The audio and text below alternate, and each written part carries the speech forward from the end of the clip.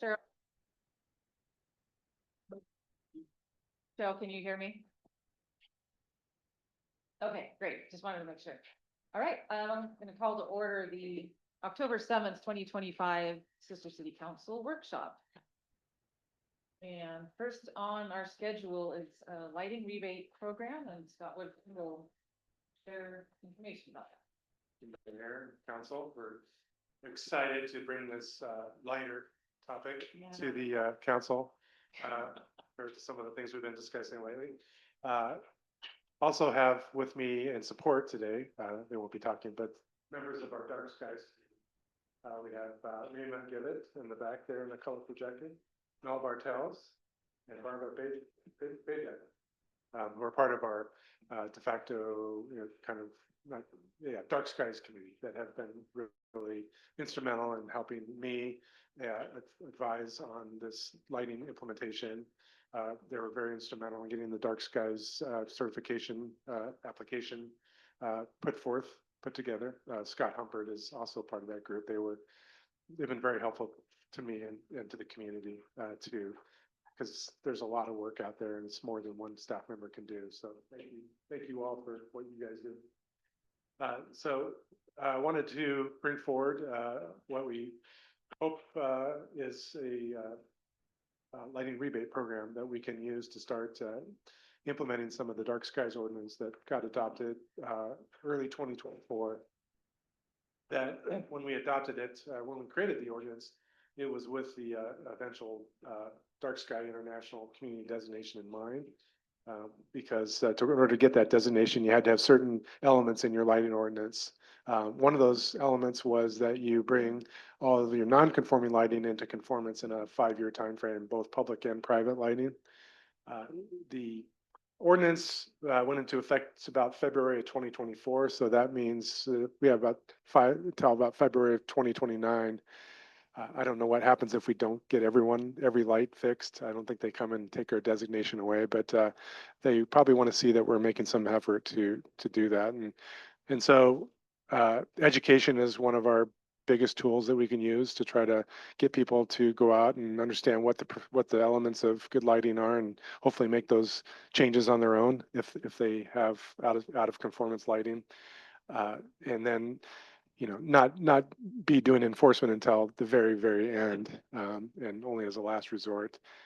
But part of that process, in those discussions to get through to this point, City Council had mentioned and supported in their council goals to help the community out with some of these changes. And let me share my screen. I just go quick here.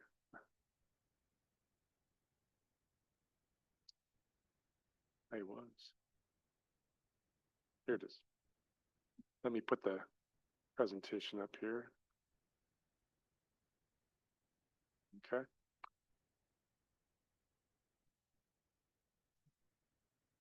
All right, there we go.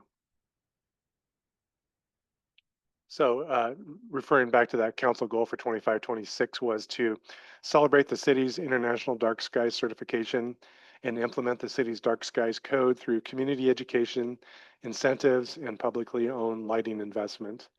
We've already started out with community education. We've done some articles in the paper. We have a pretty consistent messaging in our city newsletter.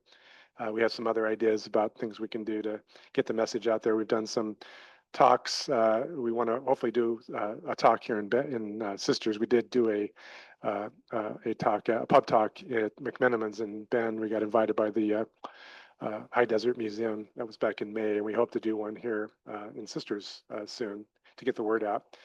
And our Public Works Department has been busy retrofitting their lighting, in our well houses and our bathrooms, taking lights that need to be replaced and making sure that the replacement lights comply with the lighting ordinance. We still have the big elephant nut to crack there with the downtown lighting that we are not ready to go down that road yet, but that's something that we need to start thinking about in terms of what process we go about to do that. But tonight we're really talking about the rebate program. And we budgeted funds this year for Dark Skies implementation of $15,000. Some of that could go towards communications and messaging. Some of it was intended to go towards this rebate program. We are proposing that 5,000 be initially dedicated to this project, to this program. And if it goes faster than we think, then hopefully we could replenish it with 5,000 more. And then the idea is that the ensuing years that we could start to add to it or replenish it over time, depending on how it goes.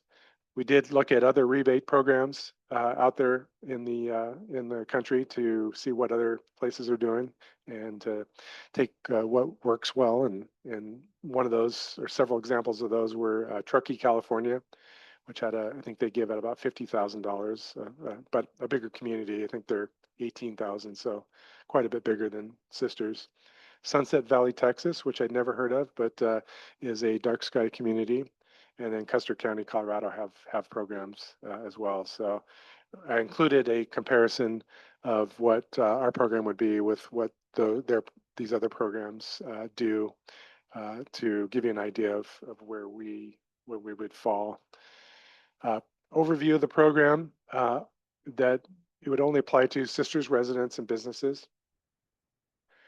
It would only should be used to replace existing non-conforming outdoor lighting.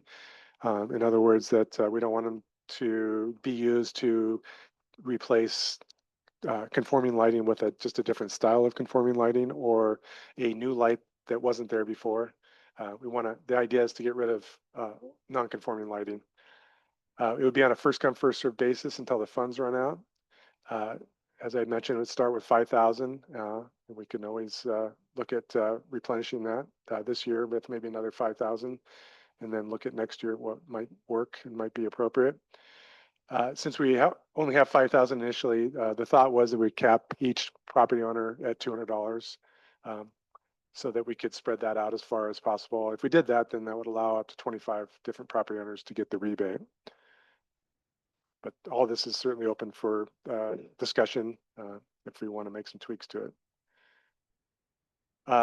With this rebate, we would want to ensure that any lighting that is installed is compliant with our dark skies ordinance, and that basically the basic elements are that they are downcast, the lights are shining down, the lights are fully shielded, so that if you were at the property line of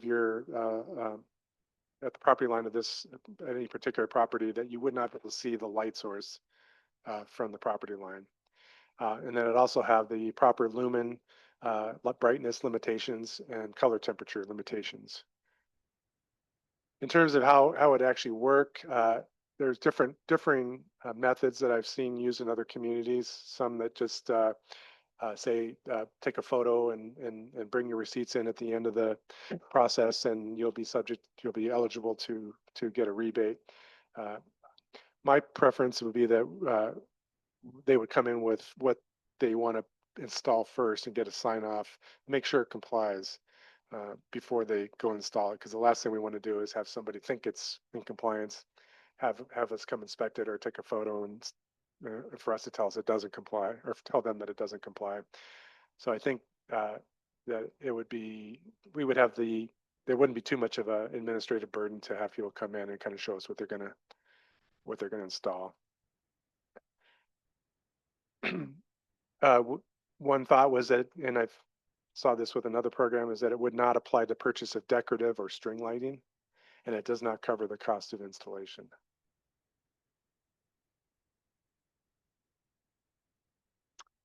In terms of, just touching on the administration of this again, we would require an application where they would fill out their name and their address, so we could confirm that the address is in the city limits. It would be a free application. We wouldn't want to charge for that because we're trying to encourage people to do this.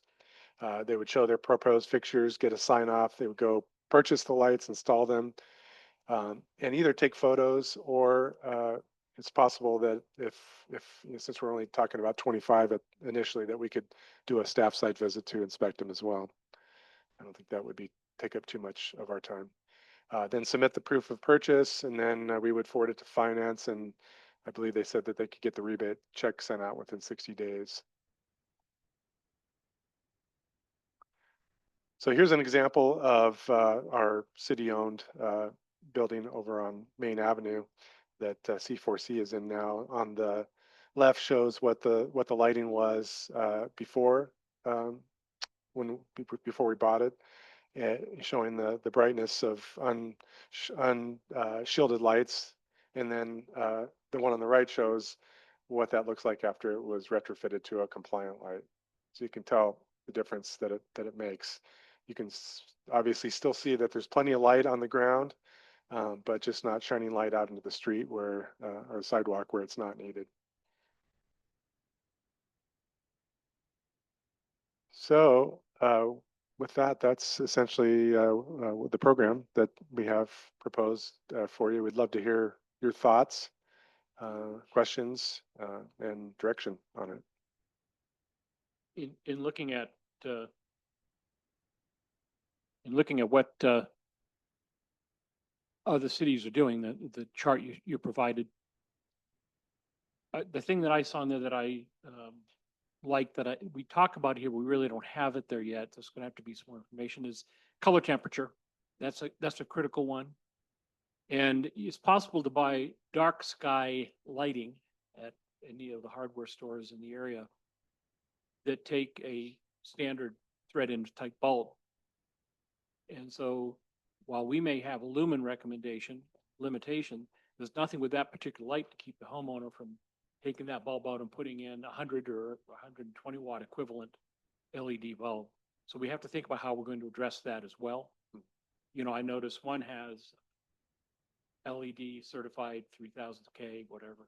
But that's the one thing I think that where the breakdown could occur in terms of how this lighting works. I know the back of my house in the new addition, I have dark sky lighting. It does a great job putting the light out. On the house, I don't.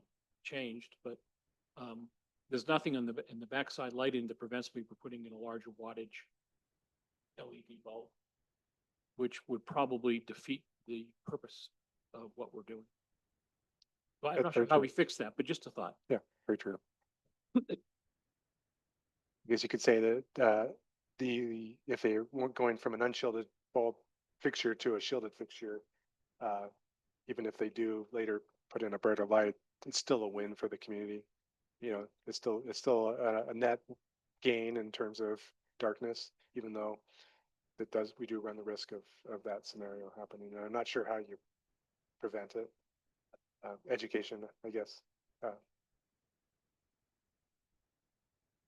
I kind of like how Custer County, Colorado had a fixture coach, like just to, have that on-site interaction to make sure that everybody's on the same page and understanding the options people have. Because again, I feel, I think there's a lot of interest in this program, but I think there's people out there that feel like somebody's, being taken away from them, or and having somebody with some skill out there to say, like, no, we can make sure your house is still safe and the lighting's still really adequate, might be good, but obviously that's staff time. And were we thinking this was all going to be under code compliance? Is that, or who would be doing the admin work on this? Yeah, I mean, that's one thought we had, is having Jacob be involved, our code enforcement officer. He's already adept and knows the lighting ordinance because he deals with the complaint side. So he would be able to help advise people if their proposed lighting was compliant. So that was one thought, is that we could have him. Is there opportunity for, the partner organizations to also kind of volunteer in this process, or, I mean, maybe be the fixture coach, or at least help? I mean, I know, like, that's kind of like the Firewise model, right? It's you're using your neighbors to, train the trainer kind of situation and go out and do assessments. So I just wasn't sure what was available to us for partnerships. It's a good question. I know that Tahoe contracted theirs out with the Sierra Business Council group, so they were able to completely have that administered with a third party. I asked Scott Humpert if he would want to do it, but it didn't sound like he would have the bandwidth to do that. But we do have a fleet of volunteers. We could kind of investigate, I don't know what liability issues there might be there. We do have a lot of interested community members who would like to, there's been some talk about them helping out with audits of lighting, things that they can do from the road and stuff, that don't really get on too close to properties. That might be one thing to explore. So I think this is starting small is a good way to test this out, to see what kind of burden it is to our staff here and what more we might take on or how we want to adjust it. So when a new construction occurs and this all the permitting, everything's handled by the county and inspections are handled by the county, what assurances do we have that dark sky lighting is utilized in new construction on the exterior of a building? I know the code says that, that's what we're saying, but what assurances do we have, since it's a third party who's really doing this work for us? So we do our own inspections as well for zoning items, and our public works department does inspections. I think they often go out together and do inspections, like when a home is ready for a certificate of occupancy. Jackson and Carol will go out and do inspections for different items, and that's the time that we make sure that the lighting is compliant with. So you do it during the COO process? Yeah. Yeah. Thank you. Yep. I was curious. Yep. So I'd be interested in talking about something like where, what Truckee did, where they have, they do up to $50 a fixture and maybe just doing up to 100, so that we're getting, potentially 50 new light fixtures out of this. I,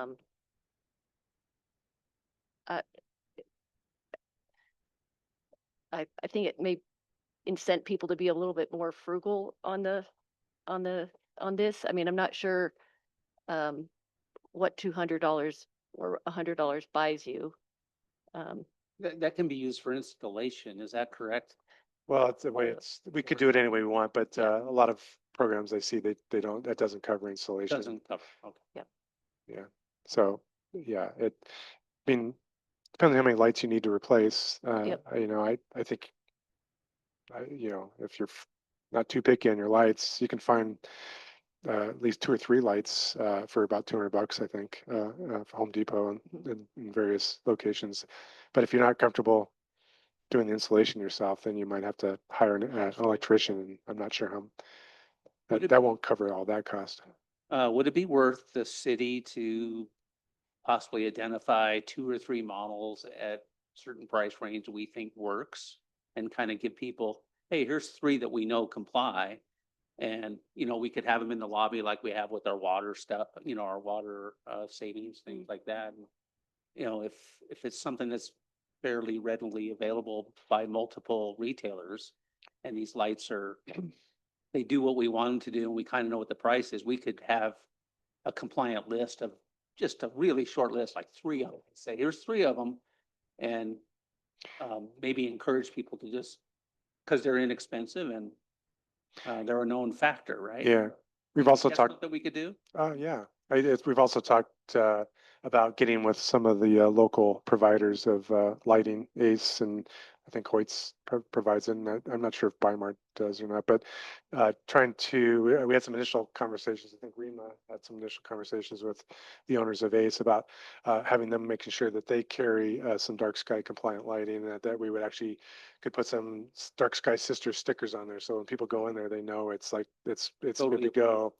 And maybe they can provide a range of price points. I think that's worth it. And the reason I say that is because if half the people in the program use this, you don't have to do an inspection per se, because you know that they've already bought a light that's compliant. So it might save some staff time Yeah. at the end.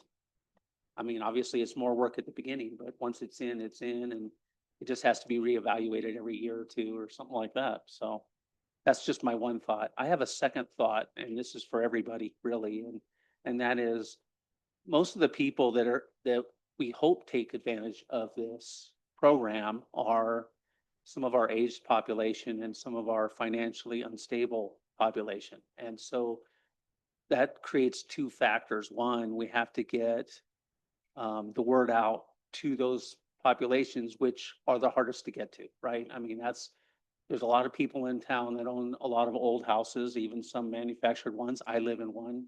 I have an old fixture that I replaced in the front and I did another one in the back later.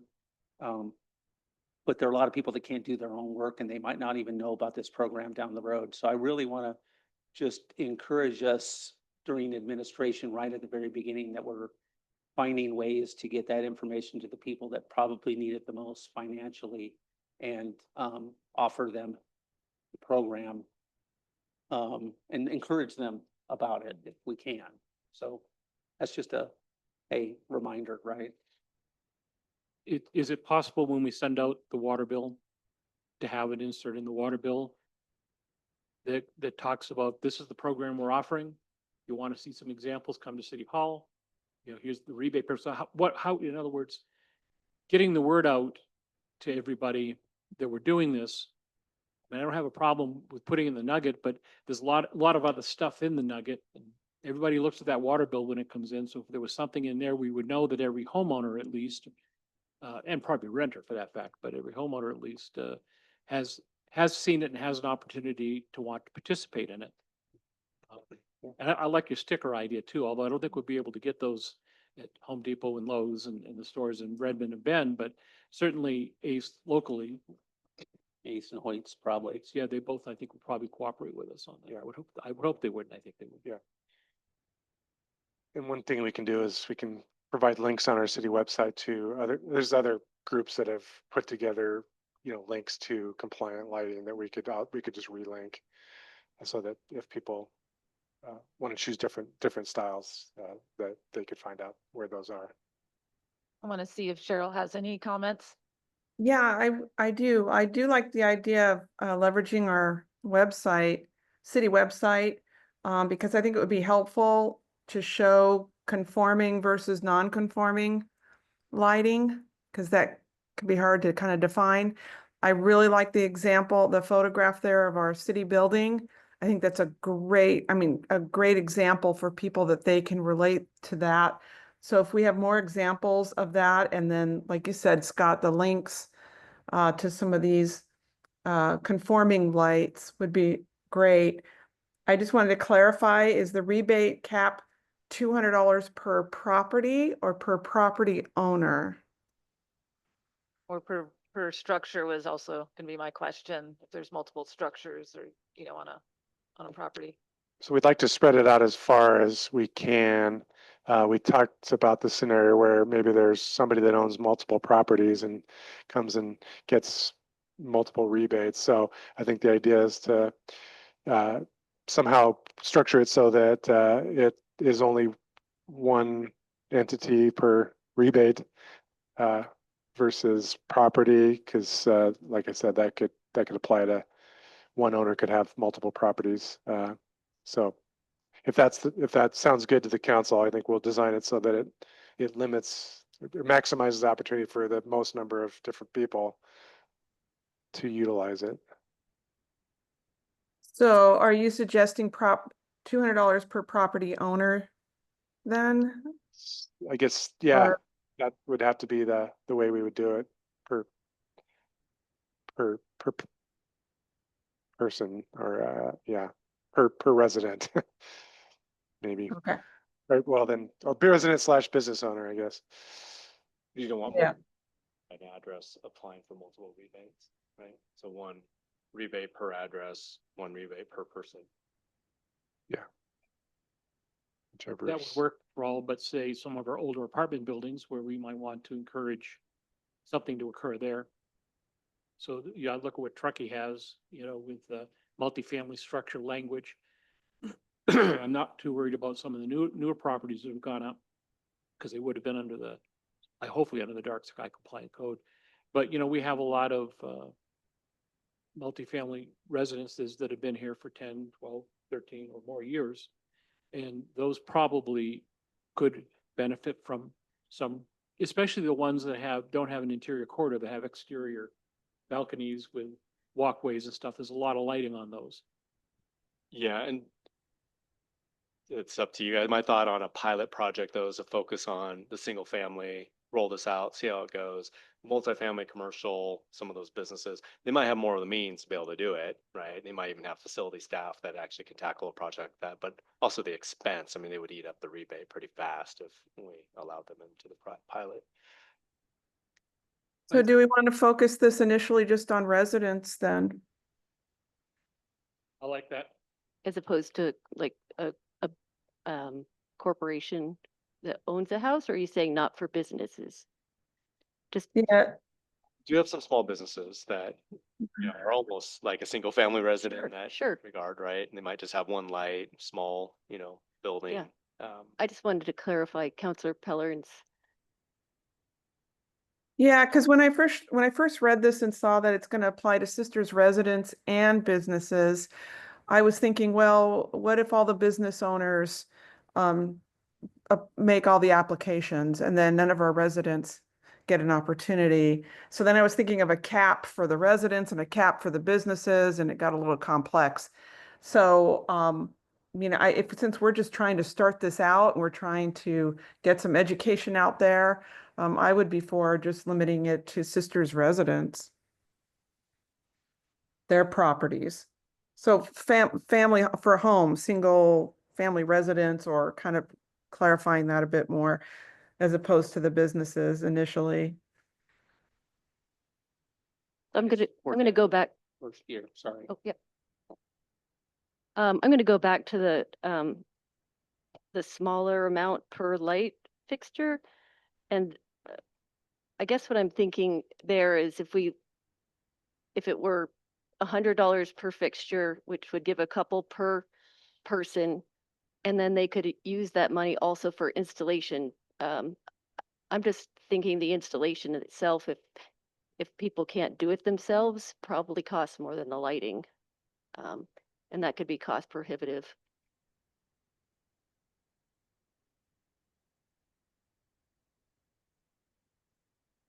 Good point. I mean, I like the idea of just keeping it to, residences. Yeah, because it is pilot project, right? So just, I think that's a good place to start, with the hope if it goes well to then, help out businesses. I mean, I know there's some businesses that are gonna be a heavy lift in this, and, not every property owner, even if it's commercial, is flush with money, so. Yeah, I feel like we can kind of punt on that for a little while.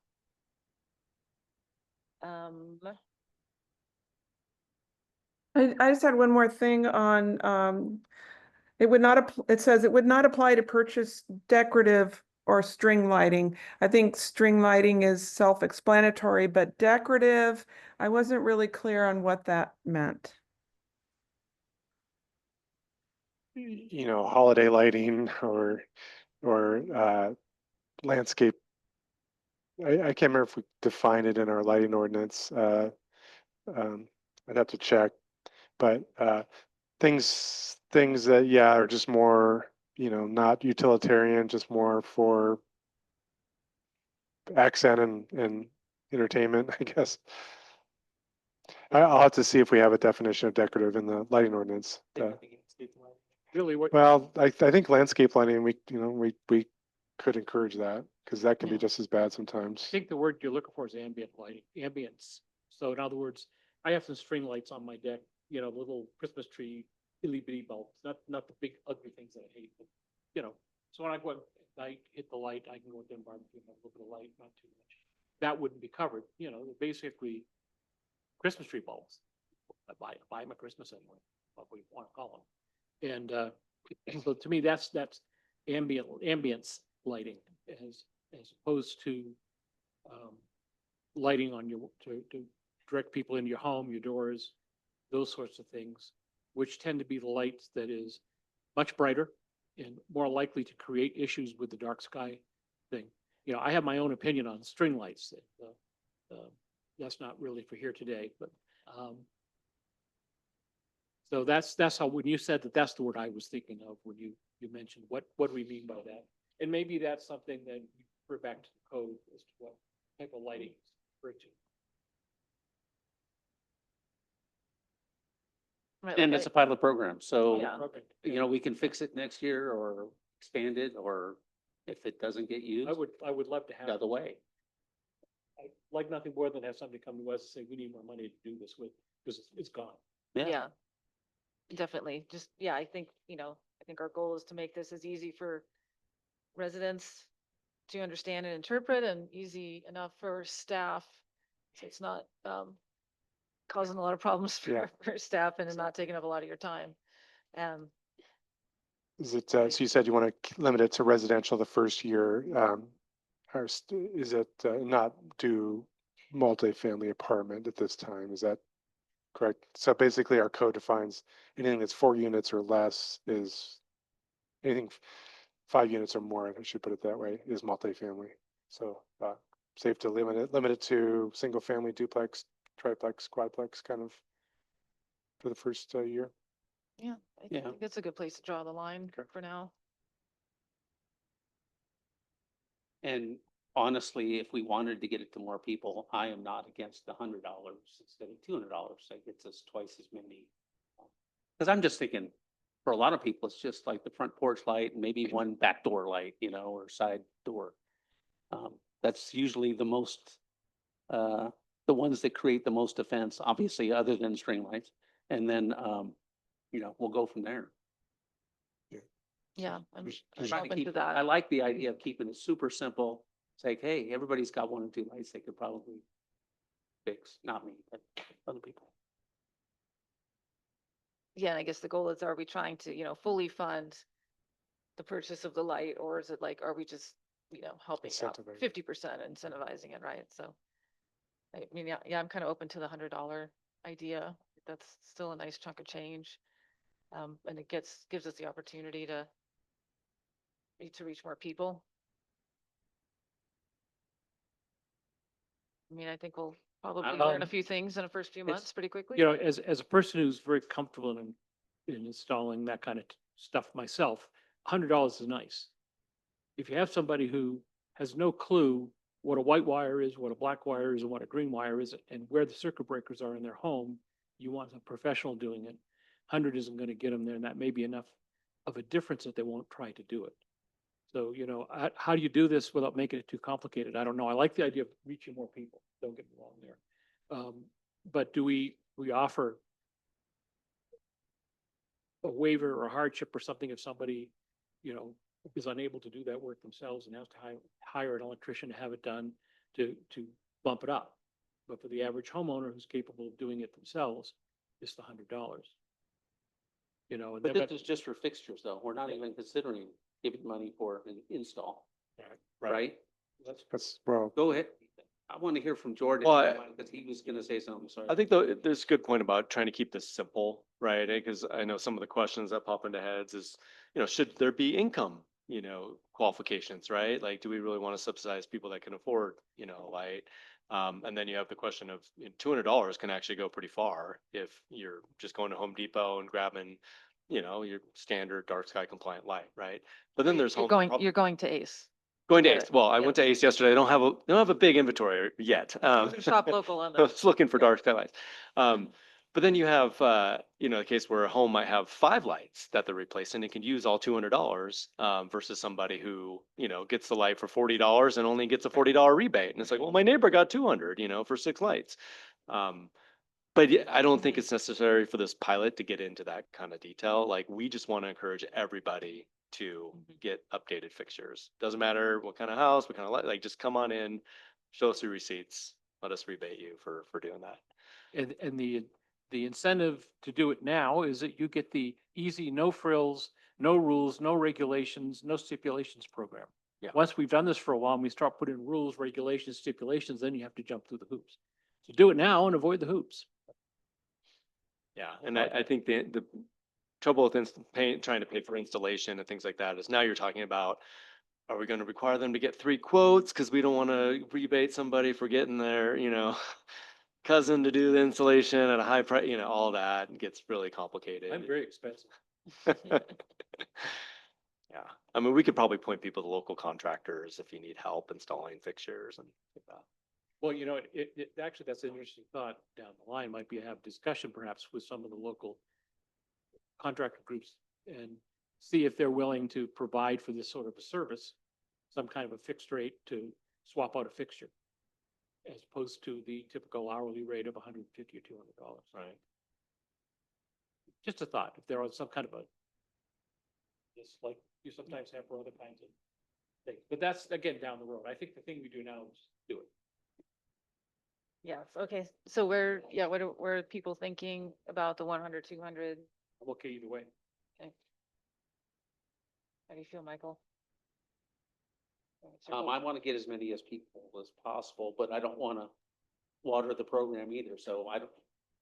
200's good, 100's fine. If staff recommends 200, I'm good with that because you've identified that as kind of the threshold. I'm okay with that. And not, yeah, not everybody is going To use to 200, use it's up $200, to. yeah, So- yeah. Yeah.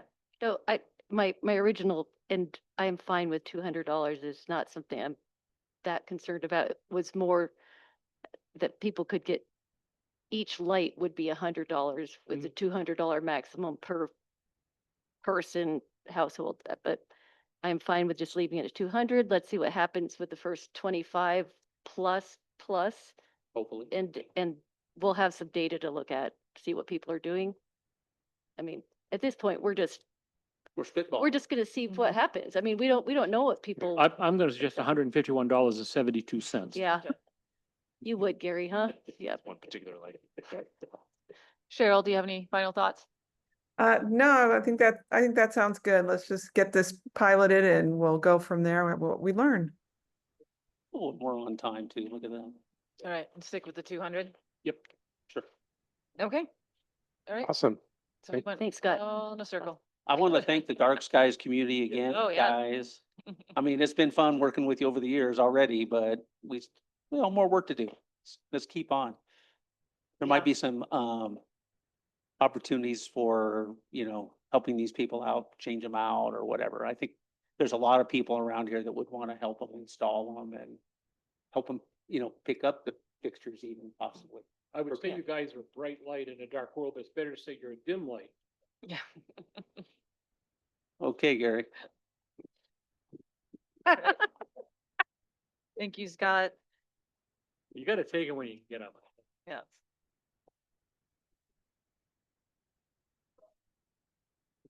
Now you're gonna tell us if we have the money. Right. Yeah. So many light bulbs we can buy.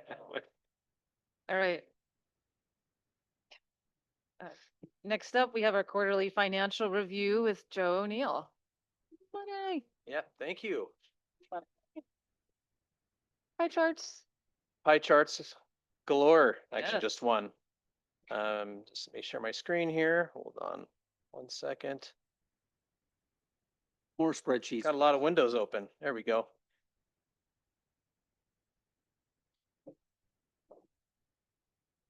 Oh, we got it?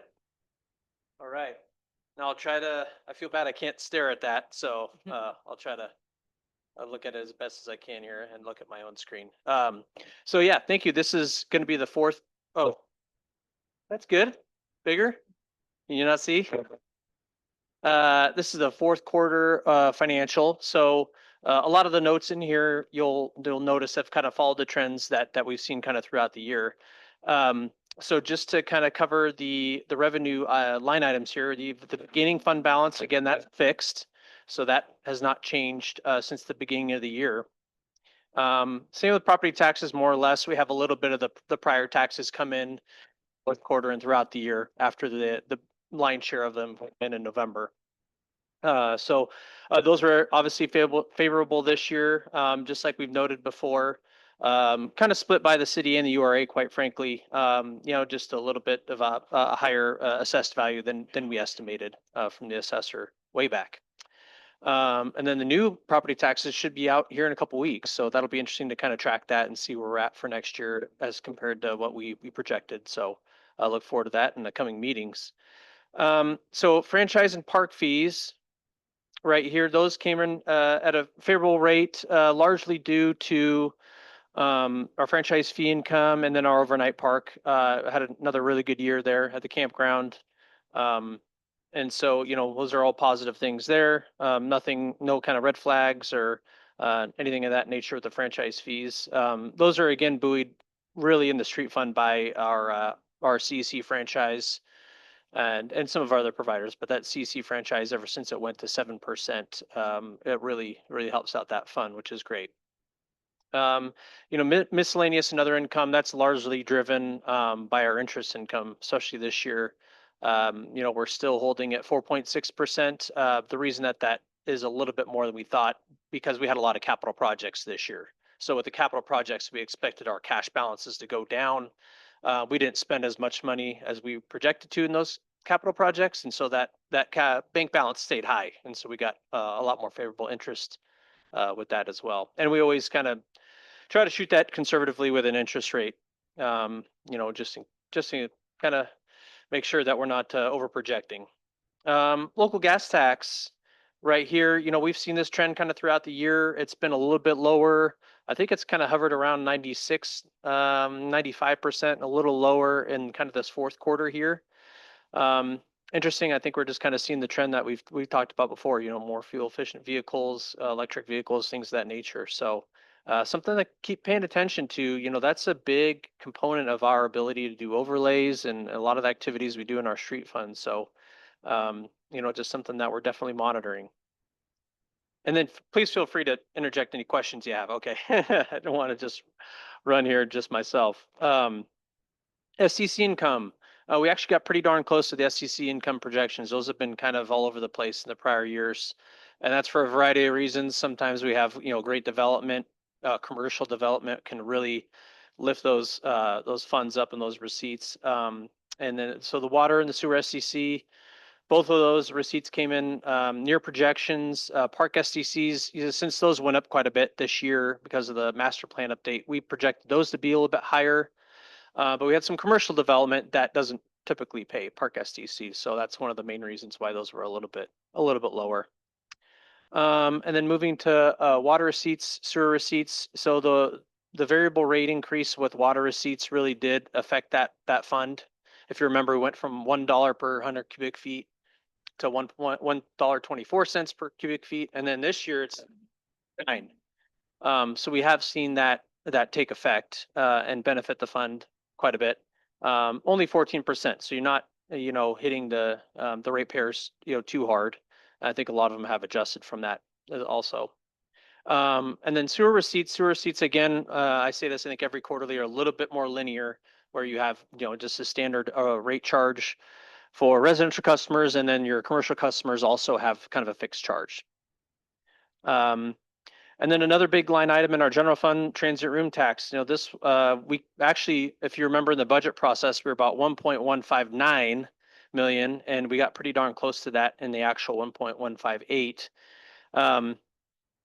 Just again, one of those things that we budgeted conservatively and saw some really good numbers there. We didn't have a bad smoke year, fortunately, pretty good snow year, fortunately. And those are the things I really attribute it to. I'm sure there's a lot more, detail that Explore Sisters or people that know a lot more about tourism though. But yeah, great to see that. And that is shared really as a percentage fairly equally by our larger lodging providers, hotels, and our short-term rental operators. So they both saw about the same kind of prorated increase. And then lastly, the shared revenue and grants, that fell a little bit short. We had our East Portal or Gateway Park project. That grant came actually in early 25-26. So that's the main reason for that, just a little short of the lapse percentage. But kudos to Jackson and his team getting that through. That was a $880,000 grant. Just submit, requests into and get back. So that's it for the revenue side. Does anybody have any questions as far as that goes? Just a comment. I think that right now, with Costco being on this end of Bend as opposed to the other end, gas station, it's going to affect our fuel costs. I mean, when it's 80-cent difference on diesel and almost at times $1 difference on gas, people will drive that distance to save it. So that's not helping us. But Yep. I think, when we start talking about our EV stations and stuff, when we start talking about how we're going to recover the road tax from the EV users, that's something that we need to have a discussion about. And I think it's very doable. As I've said in previous meetings, it's pretty easy to add a surcharge onto the per kilowatt hour charge. Yep, That would be comparable to what you would pay if you were putting gasoline into a vehicle. for sure. Okay, going on to expenses. Gas local, y'all. That's right. I mean, Okay, people can't see what we see, but Joe, I appreciate that you kind of detail out some of the anomalies so that we can see that ahead of time and kind of process that. It's Yeah. really helpful. yeah, once you see a number is way off, yeah, it's interesting to know why. And so this is something that, internally we analyze quite thoroughly. We try to do that every month. Gets kind of funky with time, but thank you. I appreciate that. So looking at the expenses, capital outlay was pretty low in terms of a lapse percentage. And as I said before, we had a lot of capital projects slated for the 24-25 fiscal year. Some larger ones are, Street Pump Station improvements, West Side Pump Station, and more. Just because we didn't commence a lot of those projects, we just had a little bit, less expenditures. But we did project that into the budget, incorporate a lot of those expenditures into this 25-26 fiscal year. Debt service, as far as our main bond, those debt payments went on scheduled as projected. The remaining items there are kind of related to some kind of the URA debt issuance that we were expecting or weren't sure of that was going to be incorporated with a cost there. So that's the reason why that's a little low, but only a couple percentage points. Materials and services, pretty low. There were some fairly tight kind of budgeted expenditures with the sewer water fund, but we've seen that last couple of years with meters and parts. Also some repairs. We had a supplemental budget for that, if you guys remember. We're pretty fortunate there. DCSO policing services, again, another close lapse percentage. And the reason why that's a little bit closer than prior years is because we've been remitting a lot of those overtime hours or remitting payment for a lot of those overtime hours. No, we definitely keep an eye on that as the year goes on, but that's the main reason and driver for that. And then personnel. So personnel has about an 86% last percentage there. We're still one individual down in public works, and we'll probably be recruiting that position. I would say maybe early spring this year. And it's another one of those things where we're in the budget process, we're shooting high with PERS rates and sometimes insurance. So it's always good to see that number, obviously less than 100.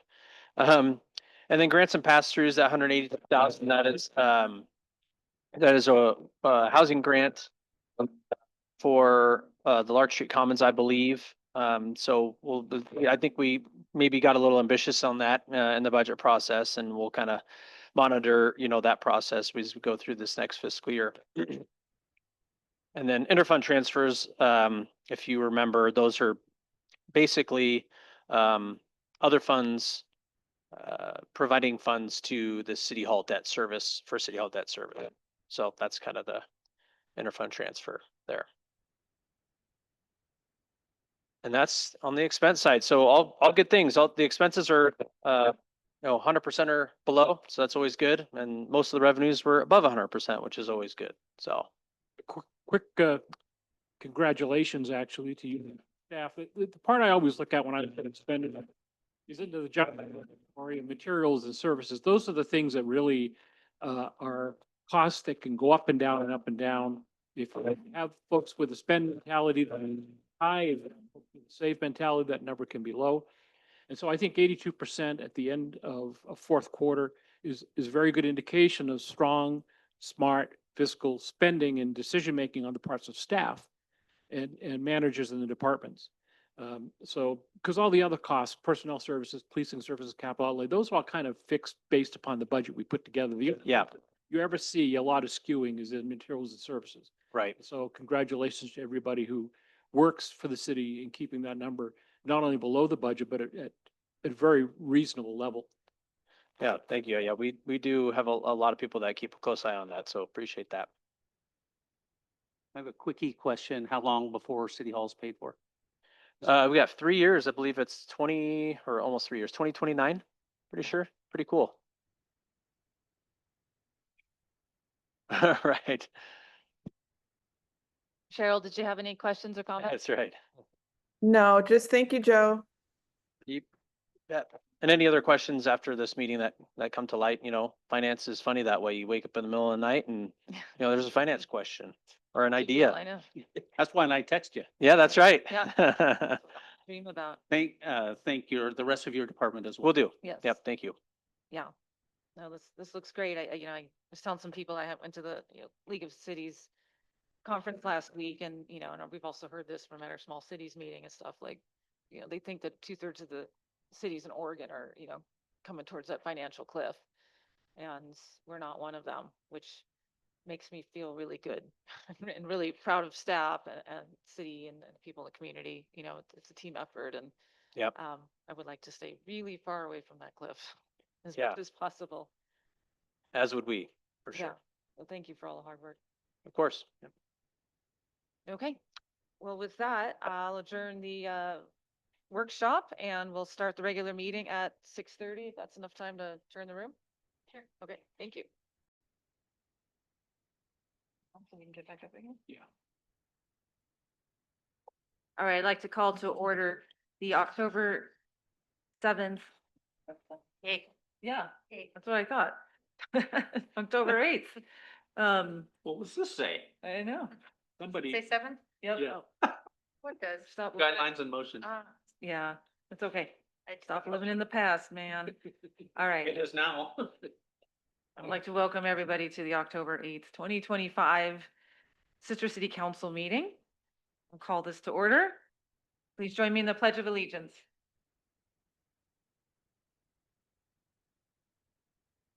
I pledge allegiance to the flag of the United States of America and to the republic for which stands one nation under God, indivisible, with liberty and justice for all.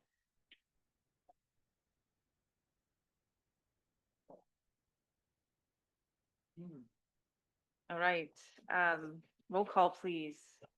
Mayor Letts, Here. Council President McDougal, Here.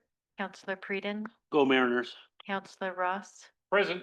Councilor Pellerin. Here, All right, thank you. Do I have an approval of the agenda? I move to approve the agenda. I'll second. I meant a motion. Now we can have an approval. Oh, boy.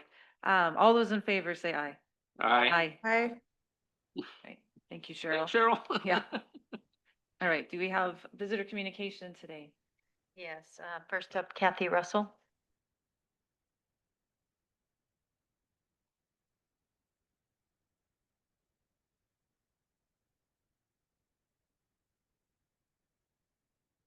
And your name and your address? Kathy You know how Russell, it goes. 1006 West Collier, Glacier Drive.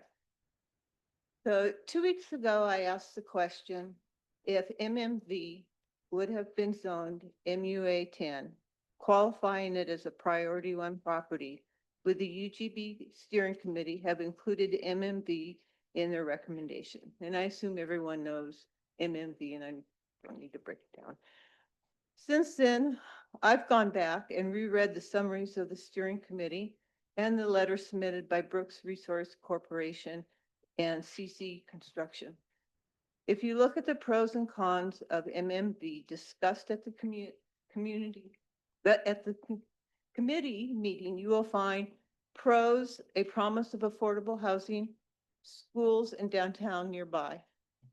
Cons, multiple environmental issues, which I'm not going to name each issue, but there were different issues, environmental issues. Fire risk and safety issues to the potential development and existing neighborhoods. Traffic impact on adjacent neighborhoods, McKinney Butte, Highway 242, and because 70% of the homes will be market value, meaning people will be commuting to Redmond or Bend, increased traffic through downtown. The concerns are solid. They will happen. The one pro is the promise of affordable housing. There are too many unpredictable variables that could negatively influence that promise. it is not a solid given.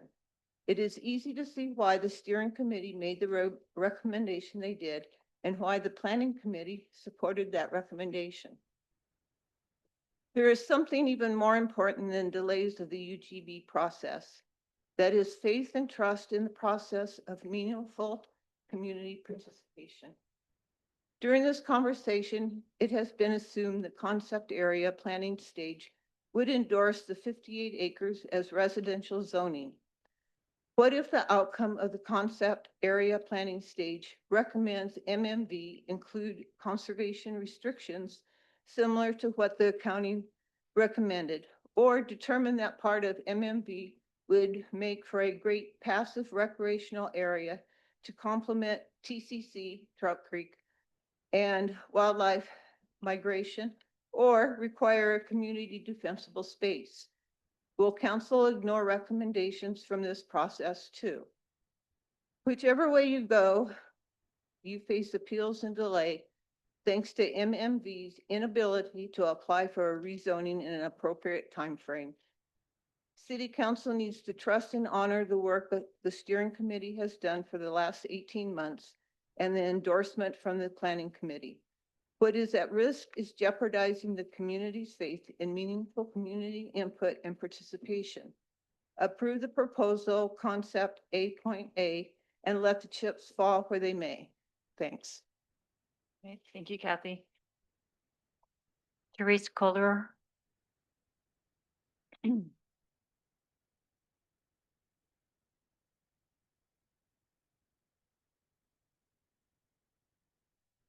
Hello, Mayor Letts, city councilors. I'm Therese Kohler, 1190 Jansen Court Sisters. And I'm also here to talk about the UGB. I am / was the chair of the UGB steering committee. If a final decision by city council to approve or revise the recommendation of the UGB steering committee is further postponed in order to accommodate the owners of and potential developer of the MMV parcels, then a complete public process is called for.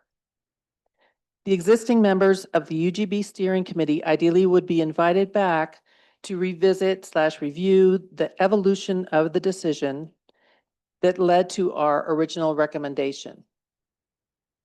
Now with more direct participation by any folks with Doubting Thomas perspectives who are sitting on the council. Immediately, I request the opportunity for the UGB steering committee members, at least one or two of us, other than the two councilors, to directly participate in the upcoming council workshop on October 22nd, 2025. And not be left as silent observers in the audience. In the future, as soon as the UGB amendment / potential city expansion area is defined at the city level, we need to commence area planning. Again, the original UGB steering committee members would be reasonably asked by the city if they wish to consider service to the community in this regard, as they already have an extensive foundation of knowledge and resources, and new members could be sought and welcomed as well. Thank you. Thank you, Therese. David Bechtel. Good evening, my name is David Bechtel, address 1310 Westfield Avenue and Sisters. I'd like to address the council on two matters. First, I do not notice any mention of improving the resilience of communication within the city of Sisters and with the surrounding Sisters country in the event of wildfire and other similar disasters. While the response to the recent flat fire was excellent, it was also extraordinarily lucky for the following reasons. One, it was the only major wildfire in the state of Oregon at the time of its origin, so that plenty of statewide resources were available to mobilize and fight the fire. Secondly, the weather on the Sunday of the fire, which had been forecast to be hot and windy, was actually cool and relatively still and overcast, just limiting the rate of spread before the fire could reach Highway 126, where the only fiber communication cable into Sisters is routed on telephone poles along the highway. In an earlier incident on Highway 126, a fuel truck burned at the side of the road and incinerated the fiber cable into town, effectively eliminating all non-satellite communication to, from, and within Sisters. The lack of redundancy of this fiber imperils communication to and from all Sisters community residents and creates a critical vulnerability which begs to be addressed. A means to communicate the need for and the appropriate path of evacuation from the town and the surrounding area during an approaching fire in the event of a single point of failure of the fiber optic cable is desperately needed. There should be a high priority of the council in protecting public safety and avoiding a repeat of the loss of life as happened in Paradise, California. Second, I'd like to point out the council is considering violating its primary goal of good governance as listed in the council's goals work plan, which is, quote, effectively communicate, engage with the public to increase involvement and input, unquote, by ignoring the expertise and recommendations of the Citizen Steering Committee with respect to the UGB expansion. The committee has dedicated significant hours of volunteer effort and through its extensive interaction with interested parties in the community spanning 18 months, developed a thorough understanding and knowledge of the issues regarding the UGB expansion.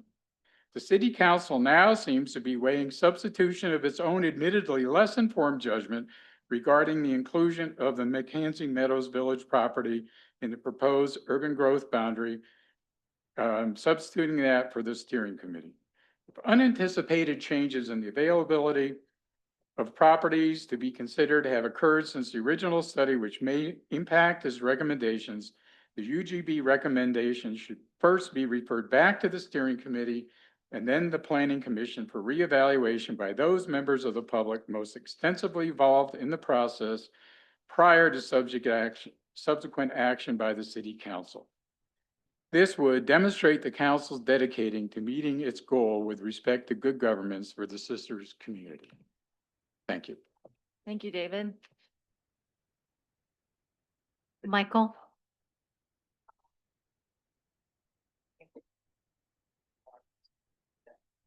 With the house, we probably would disagree with most things, but what he talked about, I completely appreciate him as a neighbor. This is the same thing as last time. I hope you'll let me finish it because it affects my mechanic helping me fix my car because he's indirectly affected by what I get to. Quote, image is crap. This, among other quotes made by a person who passed on recently. A good response to today's advancing psychological decay, people being so woven into images through physical senses, primary sight and sound, also from use of the brain with thoughts, ideologies, and big belief systems, and from being a do-gooder in boundless forms, including philanthropy, health, mental health provider, doctor, volunteer, homeless advocate, and on, with few exceptions today. And your feelings can strengthen image. People also can get conditioned and programmed within many thick layers of images separating individual and or group from basic blood roots of reality, including the genuine blood roots of genuine developed humanity. This opens the gates into hell, and hell can take over a country and expand beyond it. I'm skipping page B. Second part. Approximately 10 years ago in Sisters, I associated with two people, then could not be around one of them while trying to help direct the other, even speaking to one of their family members several times. Then after some years, rarely seeing the one I tried to support, they not always being in Sisters, and seeing the one I had distance, working to pay off past debts, I would speak to him in support of his working and on larger social subjects. Recently, sitting in close vicinity of both of them, first time since years ago, suddenly opened a door to my subconscious with conjoining, colliding streams of memories and visionary patterns on that original issue. This awake dreaming and or visions, a flash flood of a potential necessitating message which I was receiving was unable to fit into my own quintessence roots. This turned into a small, short incident, not at all normal from my part, that any old school doctor beyond material body knowledge who has some real human awareness and conscience would not relate to schizophrenia, bipolarism, nor need for any behavioral rehabilitation. And if they learn more about myself, it would strengthen a connection and doctoral assistance. This small incident started from the subconscious with a small response to irk, psychologically challenged, put in motion for both a commitment which one always begged for, while there's beating around the bush like two divided politicians and beyond. I reported this to the local lieutenant deputy sheriff who compared to what's in this society, and from my little experience with him comes across as you are lucky to have him. And it would not be right for me to say things I touched based on with him. And in truth, I am at fault for not keeping the distance I had previously. It's their business, not mine. I can only state encouragement on their behalf. Your town being the complete opposite of an old Western real and raw struggle town as a common foundation, has instead inhabitants expecting proper plastic behavioral correctness in each step and move. I've mentioned all this for this small incident may be bad for my public image, though I was not born nor raised to be capable nor to strive for such an abstraction, and it's unethical having such dirty distractions guiding away from real conscience and real soul. I'll finish this in recognition of the person who stated, image is crap, coming from inside his bones. What I'm doing is filling in and clarifying pieces of what he meant and why he said it. I'm obligated and honored, for he would comprehend how much I despise crap, particularly when it does not appear like crap, though in further recognition beyond the surface, it is coming from a piece of crap.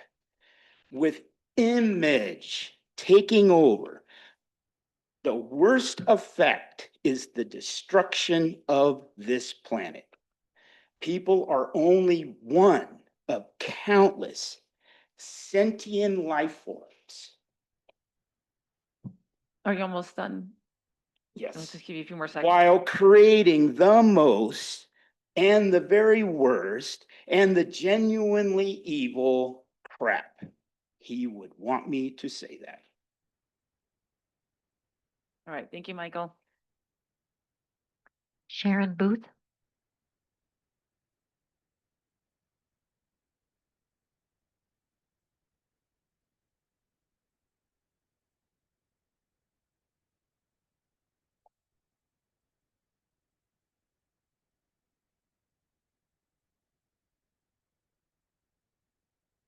My name is Sharon Booth, and I live at 69453 Lasso in Sisters. I'm a retired physician, and I'm concerned about the city council's decision to delay voting on the recommendations given to them by their own UGB steering committee, which said they recommended option AA as the best one for expansion of the UGB. In my opinion, this is a nonsensical denial, of the mission they gave to the UGB steering committee at the outset of its appointment. Given this failure by the council to publicly embrace the committee's recommendations, I think they need to go back to look more closely at the steering committee's excellent analysis of different options for UGB expansion.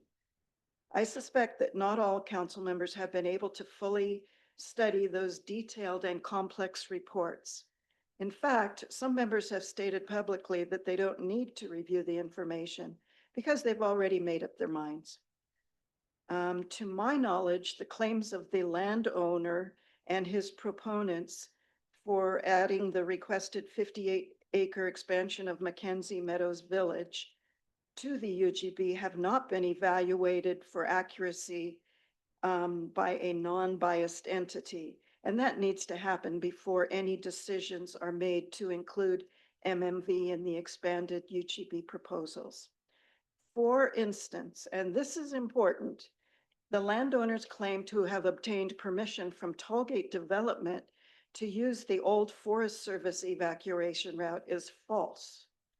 This unpaved and rocky road meets from a corner of Tollgate's property line with the corner of the 58 acres proposed for MMV expansion. It is a historical escape route, which has been ruled out as a escape route for Tollgate residents at the request of the Sisters Camp Polk Fire Department for many years now.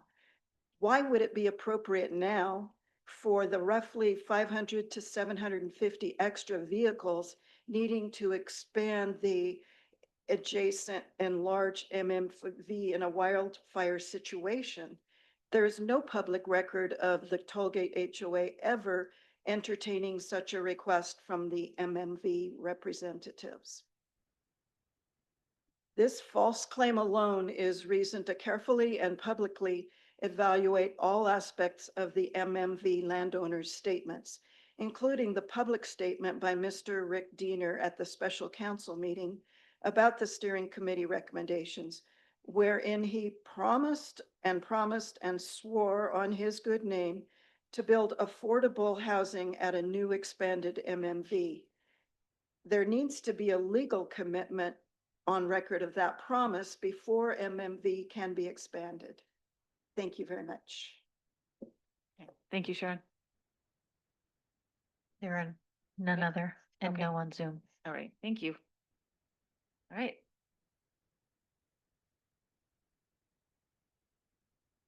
Do we have a motion to approve our consent agenda? Good evening. I move to approve the consent agenda. I'll second that. I have a motion and a second. All those in favor, say aye. Aye. All right, and then on to council business. We have one item tonight. That's discussion and prioritization of our continuing fiscal year 25-26 council goals. And city manager Jordan Wheeler will guide us through this process. I will guide you through, yes. It's a little bit of a Sophie's choice, you know, it's Let's all, see how we do. all the goals are good. It's just, you need direction.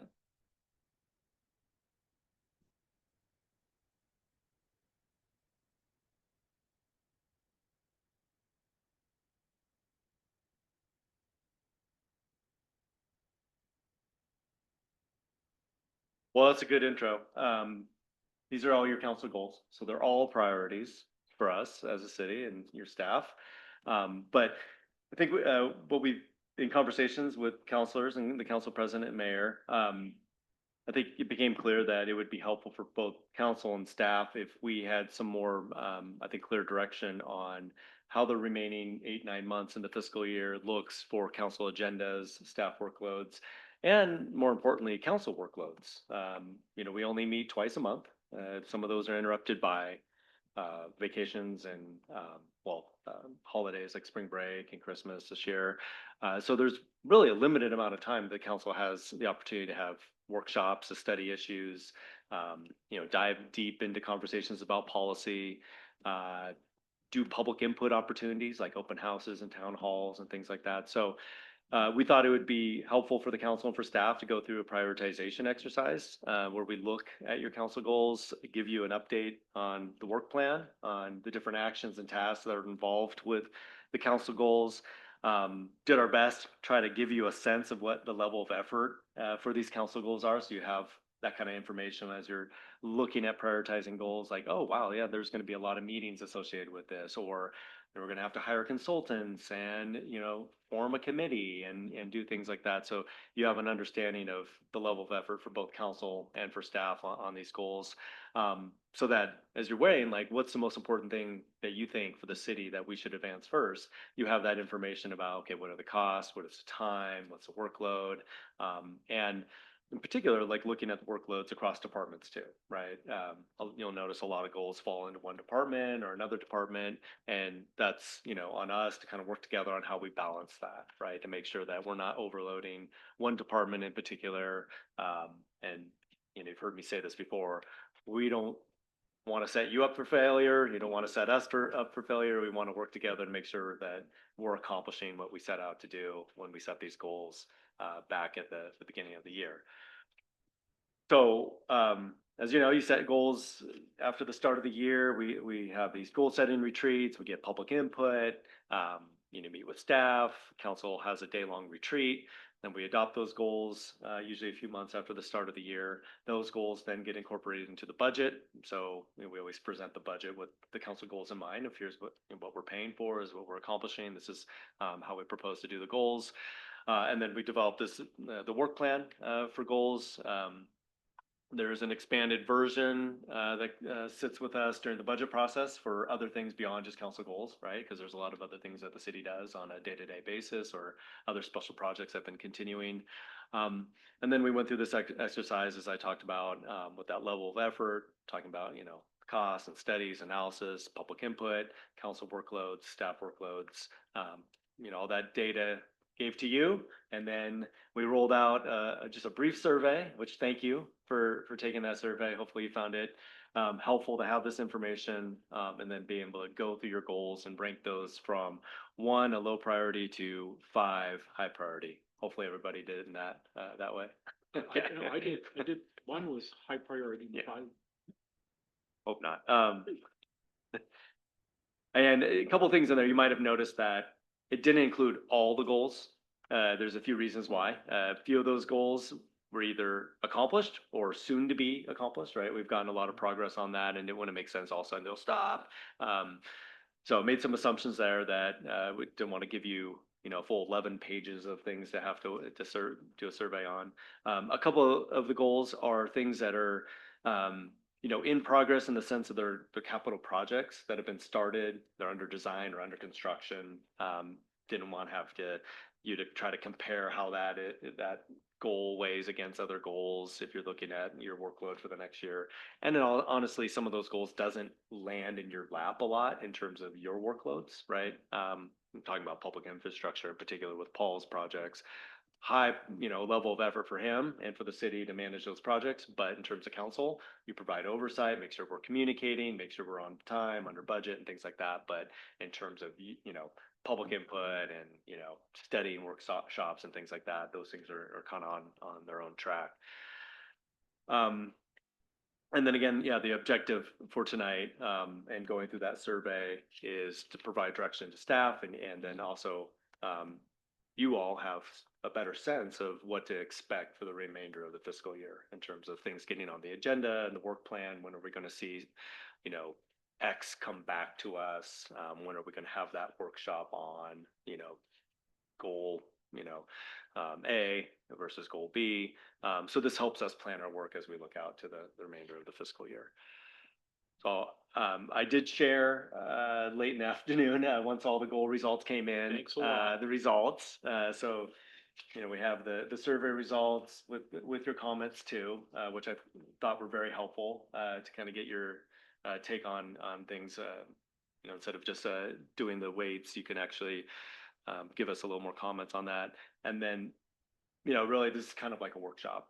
This is to get direction, kind of see where you all landed on your priorities for the remainder of the fiscal year, and ask questions, give us some direction, talk about these goals, kind of ask questions about what might be coming next, or a chance for you all to talk to about what you think is important. So I might breeze through some of these just to give you a heads up, just so, you know, I think you're pretty familiar with your goals and what we're working on. I just put these tables together really quick, with the scores.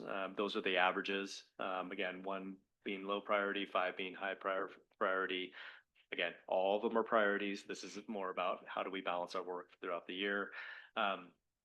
And so that's what that mean is. That's the average of your responses. Then we have the level of effort. Again, just kind of a general low, medium, moderate, high on what it would take to kind of pursue these goals, you know, just the level of effort that we have to put in together to accomplish them.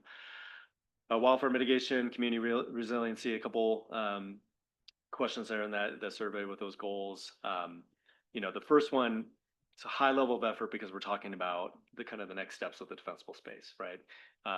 You know, a lot of it is communication, public education, right? How do we encourage people, especially coming out of something like the flat fire, taking advantage of this opportunity to communicate the importance of defensible space? But are there other programs that we want to look at, right? And I think that's why that level of effort is high. It's not just about sending out a postcard with Sisters Camp Sherman or spreading the word about the video that they did. But do we want to look at an incentive program? You know, do we want to look at additional code updates for existing developed property? And that's where it gets into a pretty high level. But this scored pretty high for council. Obviously, wildfire is, you know, it's the first goal category in your goal document. A lot of conversation about this. In terms of partnerships, you know, I wanted to make clear in the work plan, we're looking at the next fiscal year. So if you remember just a few months ago in May, we had all those events and activities. We had the joint meeting. We had the scenario with our partners. I think we're looking at doing something very the same or similar to what we did, that kind of programming, and maybe expand upon that. And so moderate, meaning we rely upon a lot on our partners, but it does take some work to coordinate that stuff. It's a lot of meetings for you all. You might be invited to panels and other public events to attend, you know, trainings, scenario plannings, things like that. So, but again, that's good. 4, I would say, is pretty high. And I have a slide at the end that will kind of show the high and low priorities that came out of this. On the low end, you know, the undergrounding of electric utilities. This is a long-term goal, and I think we identified in that goal document. So I think you guys recognize that this is kind of a work in progress, something that's always ongoing. We're encouraging that. We're requiring people to do it per code when redevelopment occurs. But if this was a 5, right? If this was a high priority, then we'd probably be talking about additional studies and workshops of how do we make that happen. And it's likely pretty expensive to pursue something like that. So that I think you guys were probably understanding just you know, sort of how that goal lands versus other things that we're looking at through the rest of the fiscal year. Just one comment on that one, and I agree with what you're saying, but I was not aware until we walked down with the fire department that they cannot deploy a ladder truck in any of our alleys that have overhead wires. That if we have a fire come into town, into some of the commercial buildings, they can only go after that building aggressively from the front and not from the back, because of the power lines. They can't get the ladder truck safely in under the power line. So as we think about community resiliency and we think about where we're going to go, we may at some point want to move this higher up in a priority list as we look at ways to try to keep the downtown core safe. I mean, that other than that, to me, it's an aesthetic thing. And that's what I always thought it was until we walked down and the chief pointed to the fact that we can't get a ladder truck in any of these alleys. Yeah, and I think that the redundancy we heard about from one of our citizens tonight, Mr. Bucktel, thank you, can be rolled into this as well. Yeah. And I think it's kind of one of those goals where until it actually has all happened, it'll always be there. Yeah. It's just kind of, Yeah. I totally understand the priority though, because we have a lot going on and Oh, yeah. it just depends on how high and up and down we need some of the stuff, but it's absolutely needed, obviously, so. And we went through that exercise with that one person downtown building a commercial building and the struggle they had with Right. trying to negotiate that, and it's not as easy as it is on paper. Yeah. just Or to make that necessarily, happen. even fair, to be Yeah. honest. Yes, We've right. learned, so, Yeah. I think we have a lot to talk about with that. Yeah. It just might not, Complicated. I just it might kinda not wanted- move the needle a whole lot this Just year. kind of wanted to put it on Yeah. that there's actually a reason why that might be important down the road as opposed to aesthetically. It really may have more to do with fire resiliency. Excellent. Next one, the wildfire mitigation water conservation demonstration project. I think there was a few comments on this one too in the survey. That's one of those projects where I think council supports as great. You know, it doesn't touch you too much. I think you're probably going to be interested in seeing that design when it's done, where I think we're about 30% on the concept design. Obviously there's costs associated with constructing something like that. But you know, this project like this ties into a lot of different things with the public education. It's a demonstration, right? So in terms of species and, you know, fire resistant plants, coupled with the water conservation element. But yeah, that's something that's going to just be on a track that is going to kind of slowly move through the different phases, and hopefully doesn't take too much of your time as we kind of work through that.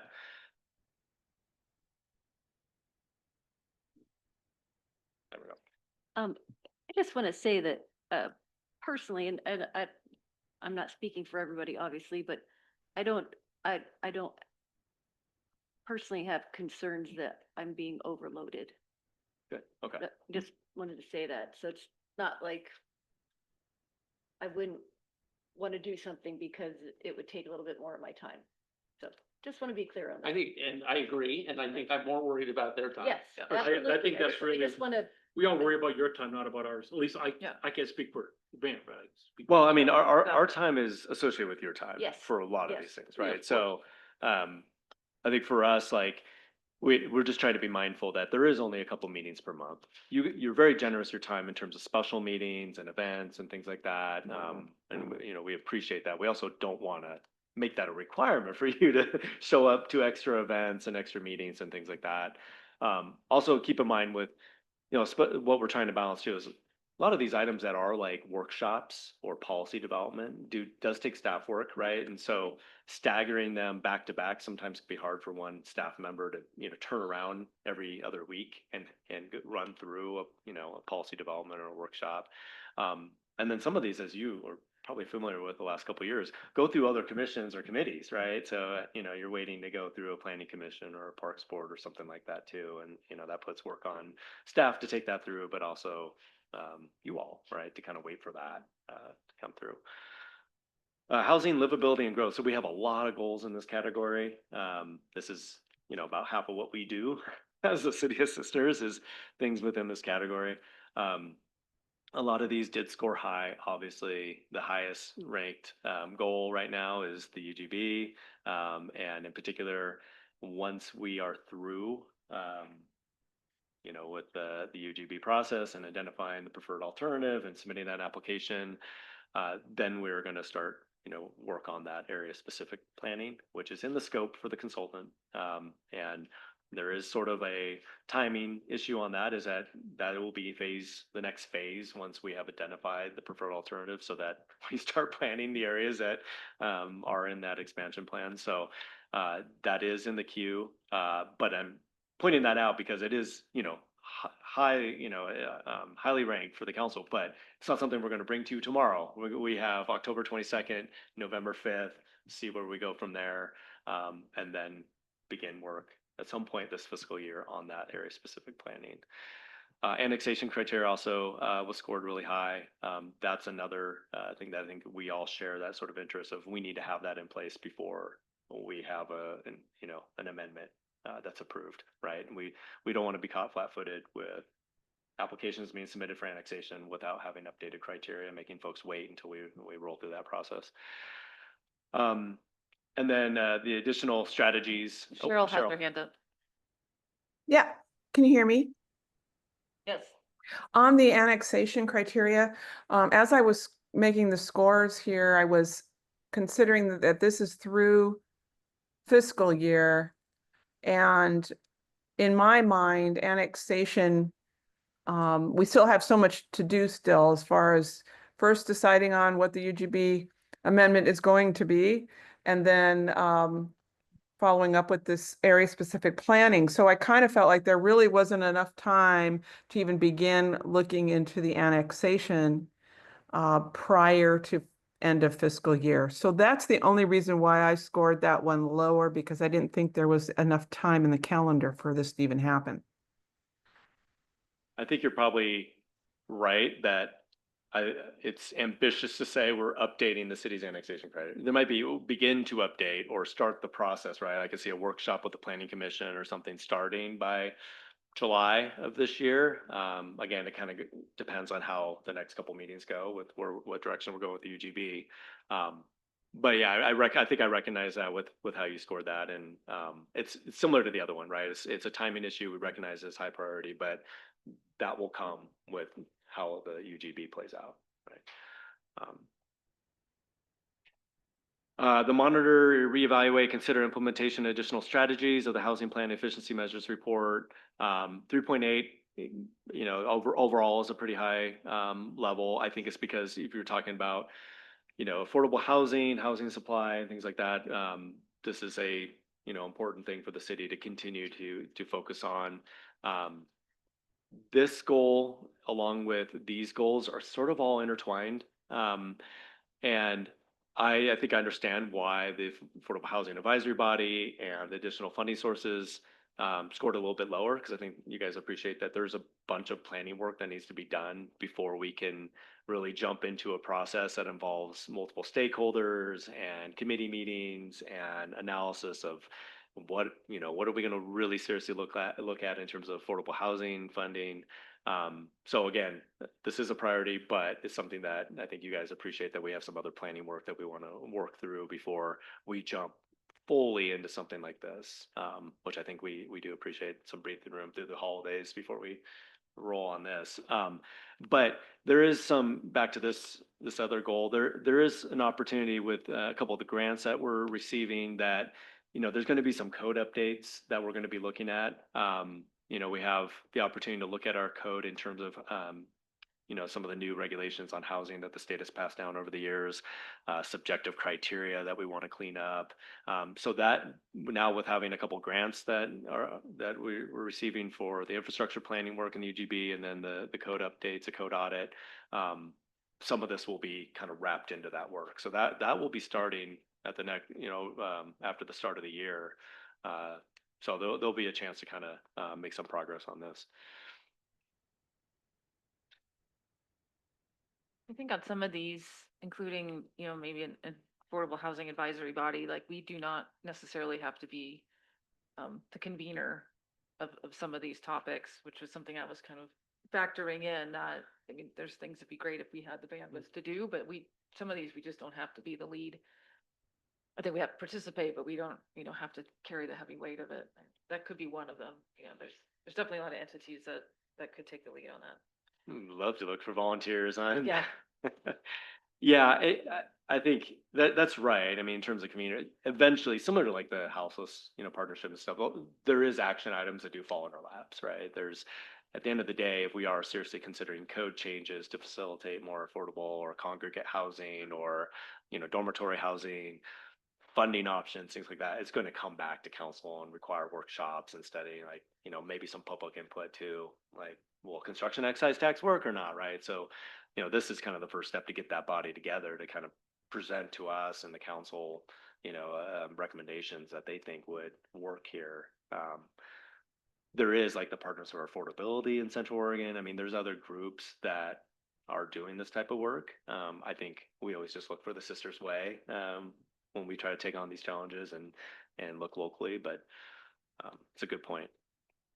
It's amazing, after being on council, this is my 7th year, and, Gary's got a lot of experience on councils and stuff. It's amazing how often, that you think you're gonna get something done in this fiscal year and it bleeds because we get a little overworked. And yeah, we're ambitious, and I like that we're ambitious, and I like we have lots of stuff, but the fact is our goals are, it's more of a water world environment than a hardscape desert world, right? It's just a little more fluid than anybody could ever want. And so that's just kind of how it is a lot of the time. Underrated popcorn movie, Waterworld. I said it. Don't hold it against me. Never seen it. It's a good thing you didn't say that during your interview. Yeah. Ouch. Showing some personality. Okay.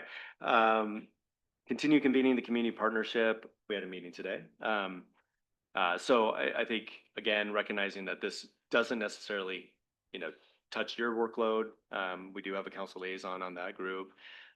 We've had a couple great public meetings, community conversations. We've talked now as a partnership about what's next in terms of the workload on that group. And I think we're looking at bi-monthly meetings, so going that direction. So I think this will find its own rhythm. So I think that the score of 3 is in recognition that there's been a lot of progress on this, and hey, keep it up. But we don't need to put our foot on the gas, so to speak, right now. Like let's keep it steady. And then the community action plan, we continue to work on that. There will be some items probably coming to council. I know folks have toured, like say parking. There's been talk about, work that we would need to do to develop code language around that. So there'll be items like that that'll probably have to get worked through planning commission and staff to bring that forward. But something that it's not coming in the next couple months is kind of how I interpret it, this result. And then on the lower end, develop a process to monitor the effectiveness of code amendments. This has been a goal for a couple years. We've done a couple annual work sessions with council to kind of update the efficiency measures, some of the other code amendments. And I think that's probably a good indication that we continue to report progress on that. That's sort of what we've been doing in terms of our process for monitoring, is reporting out, on an annual basis, like here are the developments that have occurred. We did the tour of Sunset Meadows and the Woodlands, where we got to hear from the developers about their experience in developing here and what, code changes they used or didn't use. So I think that's recognition. It's not a lot of I don't think we need to invest a lot of time to develop something very sophisticated on measuring those code amendments. The STRs, I think it's probably a little fatigue here that we went through a pretty robust process just a year and a half ago on short-term rental regulations. But we'll get to this as we I think we need to hire up staff, work through some of these other projects that we're doing in planning before we can, probably schedule this for a workshop and kind of get your direction on the scope of those updates. And then the design standards in the community development code, I kind of referenced this already with the grant from the state, that this will be an opportunity that we can also maybe look at those design standards. Some of the things that we've kind of found that we can change or modify to better, facilitate people that want to develop affordable housing or even build more fire resistant buildings, commercial buildings. Tonight it was the start of our rebate program, pilot program. So, we're continuing to work with Explore Sisters and our committee on celebrating International Dark Skies and our certification, and then look at things like the incentives. So tonight we had that workshop, and we'll move forward with that pilot program. Publicly owned lighting, we've heard that we've done that on facilities. There's more opportunities there, and we'll continue to identify those throughout the year. Haven't started a lot of work on Cascade. I hate to say we'll leave that for last, but there's some work that needs to be done in terms of public input and really studying what our options are for those decorative lighting downtown. And then, just continue to work on other opportunities for community education and events. Probably the incentive program is a good opportunity to do some education, right? Like we have dark sky code, you have a certain amount of time to comply. Here's all the good reasons to do it. And oh, by the way, you can get $200 towards lighting if you come in. So kind of helping people, the carrot and the stick, right? Yeah. And then the Northwest Master Plan.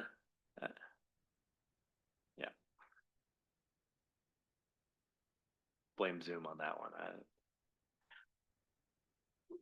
The Northwest Master Plan, we're underway on that, and we'll continue to work through that process. We have 3 concepts. We're going to test that with the public, revise that per your input and the public's input. So we'll continue to work on that, and hopefully by the end of the year have that master plan plus a funding and phasing plan for you guys to approve. Okay, economic development. There's multiple goals in this category. I really focused on one in the survey that has a lot of ramifications for our workloads over the next several months. It revolves around public art. We had a workshop a couple months ago. Carrie kind of described our vision for that public art program in terms of, sculptures, and then, obviously the public art committee, which we got direction from you all to start work on that. The question here, and again, the score of 3.8, hopefully you all interpreted that the public art committee was involved with that goal. But the question here is really workload on the staff side. We're going to be down a staff member here for a couple months. That means there's more work landing in Carrie's lap for a few months. We're going to be onboarding a new staff member, a new city recorder, hopefully in the next couple months.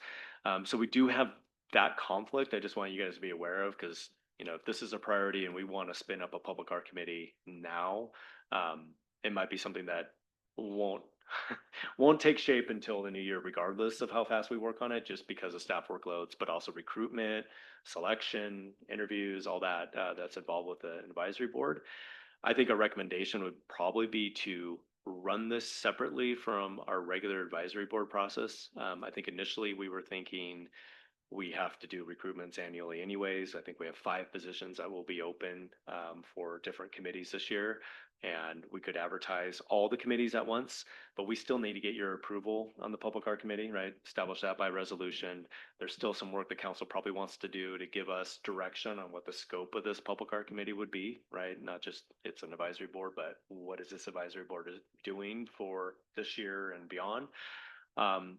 And just the public attention on it. It might make sense to run that recruitment separately and kind of prop it up on its own and have you guys can talk about who's on the interview committee, how do we select members and things like that. So all that to say, I feel like that goal kind of funnels into the new year, that we kind of start in the new year with, okay, here's what our plan is for this public art committee that's now adopted by resolution. Here's our recruitment plan, interviews, selection, and then their scope. Happy to hear your input on that, because if you tell us to go, we'll find a way to do it. Well, I don't remember because I don't have my rankings in front of me, but I think I was the one that voted 1. I have a couple of concerns. First, we do have a staffing change, and I do want to acknowledge that. And then the second thing is, I'm just going to put it out there. I am very wary of building an art committee right now and putting burden on the people who may come onto that committee to have public pressure from the get-go. I think we need to be really clear about what we're doing. I think we may need to separate that from the roundabout. I know that the public is confused about what we're doing. I don't think we all have the same exact thoughts about what we may be doing going forward. But before we go too far with that, I think we need to have further conversations. Again, I do not want to put any volunteers in a position coming into it where they're going to have to sustain criticism just for being there. That's where I'm at. Yeah, and I'd say that I'm okay with letting it slide a little bit too. I mean, just the realities of staff. I mean, you guys are awesome and stuff, but Carrie, you're super awesome. But you can only do so much, right? And I think that, again, going into the new year, getting it right is more important than getting it fast in general. And I think that this certainly fits into that opportunity, into that realm. And I think that we have to, all of us, all 5 of us here on council, need to start setting up in our brain what the guardrails are for this commission. And obviously with the roundabout art process and how it's gone, I think that there are certainly concerns from all of us about exactly what we're putting on this new commission. And I think the time is going to help us. And I think that we could also probably do some good public outreach about what does the public want to see on this art commission. I know it's a little scary because we have a lot of diverse opinion out there, but at the same time, our good governance that we hear about quite a bit, even tonight, and is, let's, maybe spend a little bit of time and find out what people want too, and you know, what guardrails does the public want as well? I don't think that that ever hurts us. I don't disagree. I think that this particular committee, given the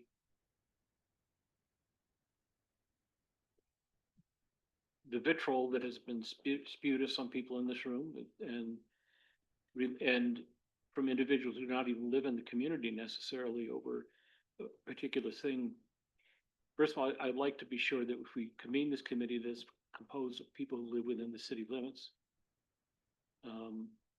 or who live within a reasonable distance of the city limits. I also think that you're right. I think we need to I'm willing to continue to take the heat on the roundabout. That's fine. Doesn't bother me at all. I think that we had and we have a plan to do something with art in this town. And I think it's a good plan. I like what I heard when it was presented to us with the art pedestals and some of these other things. And it's important we do it right, then more so than we do it fast. Although I'm sure we will get some beating up because we said we were going to do this and now we're kicking it down the road a little bit. But lately that seems to be what I'm getting crap for anyway, so I don't mind. So I'm with you. I think we need to do this right. Spend a little time thinking about it, and maybe it is when we get the additional staff on, so we have the bandwidth to do it and do it properly. I mean, we're talking months, we're not talking, you know, years or anything, so. I don't even think we're talking months, plural. I think we're talking a handful of months. you know, Sure. But yeah, I hear you. So that's where I am, you know. I got broad shoulders. I'll take the heat and I'll take the nasty words and all that stuff. I don't mind. Great. Yeah, I'll just say that I would prefer it to go faster. However, I'm totally sensitive to the, the lack of staff personnel to handle it right now. So, it's a small city with a small staff and things get done when they get done. And that's why we're prioritizing right now to mitigate for that. So, if it has to take a few more months to get right, then that's fine. I'm just, it's just too bad because I know that we kind of told a lot of people that we would try to, get this done, as quickly as possible, but right now that's just not possible with down some staff members, so. Yeah, I mean, there's another factor here, and it's the actual agendas for your meetings. So the next two meetings are going to be UGB heavy. Yes. Right? Yeah. And that means a lot of public interest, a lot of focus on that. I think it's probably takes away a little bit of, from that process and from this process if we overload a meeting with multiple items that have a lot of public interest in them. And there's not that many meetings just left in the year, to be honest. We have a couple of those meetings. We have a joint meeting with the county board. We're missing a meeting in December. So just being realistic on where this probably should land anyways is on its own, as Yeah. we start into the new year. Well, and I agree, because I think we have had a couple of meetings where we put way too much on both the workshop and the agenda. And we were here to ODAR 100 and we never really resolved anything because we were all busy trying to make too many decisions about too many diverse and different things. And I don't think we're that effective when we do that.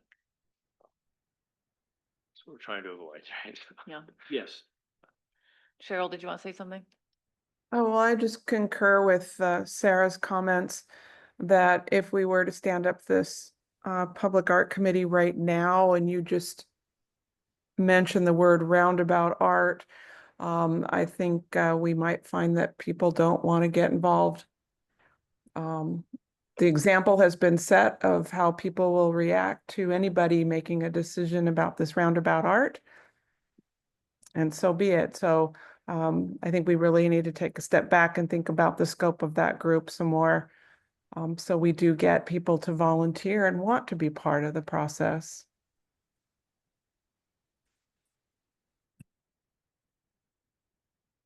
Okay, infrastructure.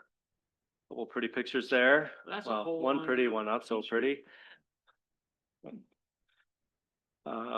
Couple, so I mentioned, earlier that a lot of the goals in this category are, Paul's projects that he's busy working on. There is a couple items that are more policy related. One of them is working with ODOT on our idea to do more rapid flashing beacon crossings. We have a couple underway. We have the one at the new Sister Park intersection with the highway. And then we are planning with our grant funded project here on Locust to doing a rapid flashing crossing at Black Butte. So we have a couple examples that are coming. There's, we've talked about this, interest in having the city work with ODOT on additional rapid yellow flashing crossings on the highway, ideally on this area of town. So, the hard thing about goals that have other agencies identified is that you're also subject to their timelines and their staffing and their budgets. So that's a big caveat for a goal like this, that it's in a priority for the council, it's priority for us, but there is obviously other things that have been going on with ODOT and other priorities. So I think this is a indication that we need to continue to push that and work with them on getting data for the highway data. We've been collecting data on Barclay and the alternate route. So using that as sort of a platform to have those conversations about additional crossings. Updating the city's transportation system development charges. This is a lot of internal work. It does intersect with council though. You set the policy on that. Obviously public hearings and things associated with that, but we can definitely start that work on getting a consultant on board to help us with an update similar to what we've done with water and sewer and parks. And then working with the Public Works Advisory Board on additional public involvement.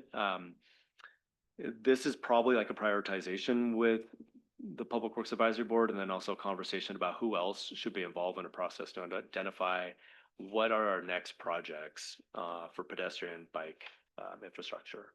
We have Elm Street, we have the Barclay Locust, we have the Locust pedestrian improvement crossings. There's probably an opportunity to kind of open up the TSP and talk about what would be the next projects in the future fiscal years. What does the public want to see in terms of bike infrastructure and pedestrian infrastructure, for their town next?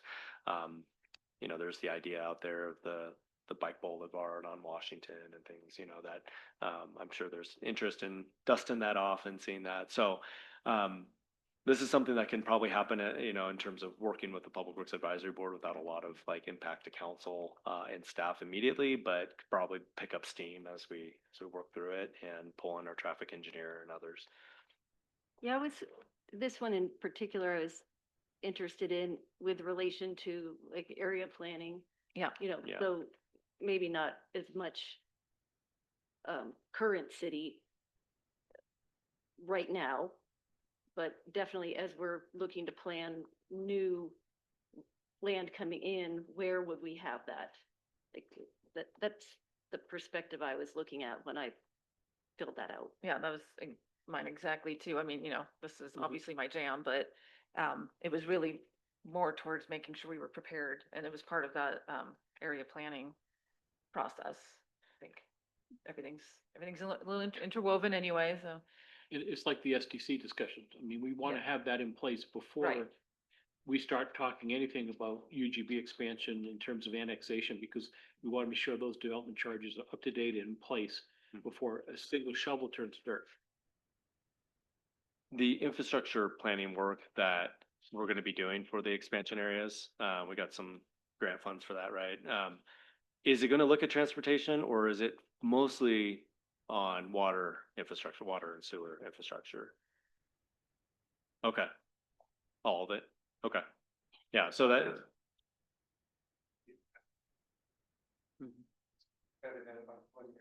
Yeah. Okay. That's a good start. Yeah. But we want to be sure that the STCs are up to date before we start any kind of construction. Get to the point of knowing how much, where to set our STC rate, right? How much the capital for the project. Yeah, that's going to be important to whatever developers we're working with to know upfront what the costs are going to be before they commit to what they're going to do. So you have to have a strategy to update the policy, to update the master plan, to update the rate. Okay, The STCs are it's a lot of steps, right? Yeah. I mean, it's just. Well, and that's why you have to kind of lean on you and staff as well. Right. There's just some of these things that just naturally go in an order, and you know that better than we do. Yeah. Baby steps. Right. We're taking away your training wheels. Yeah. Good governance. couple goals here, identify partnerships, resources, barriers, et cetera, for youth. So we had the CLA did great work on this.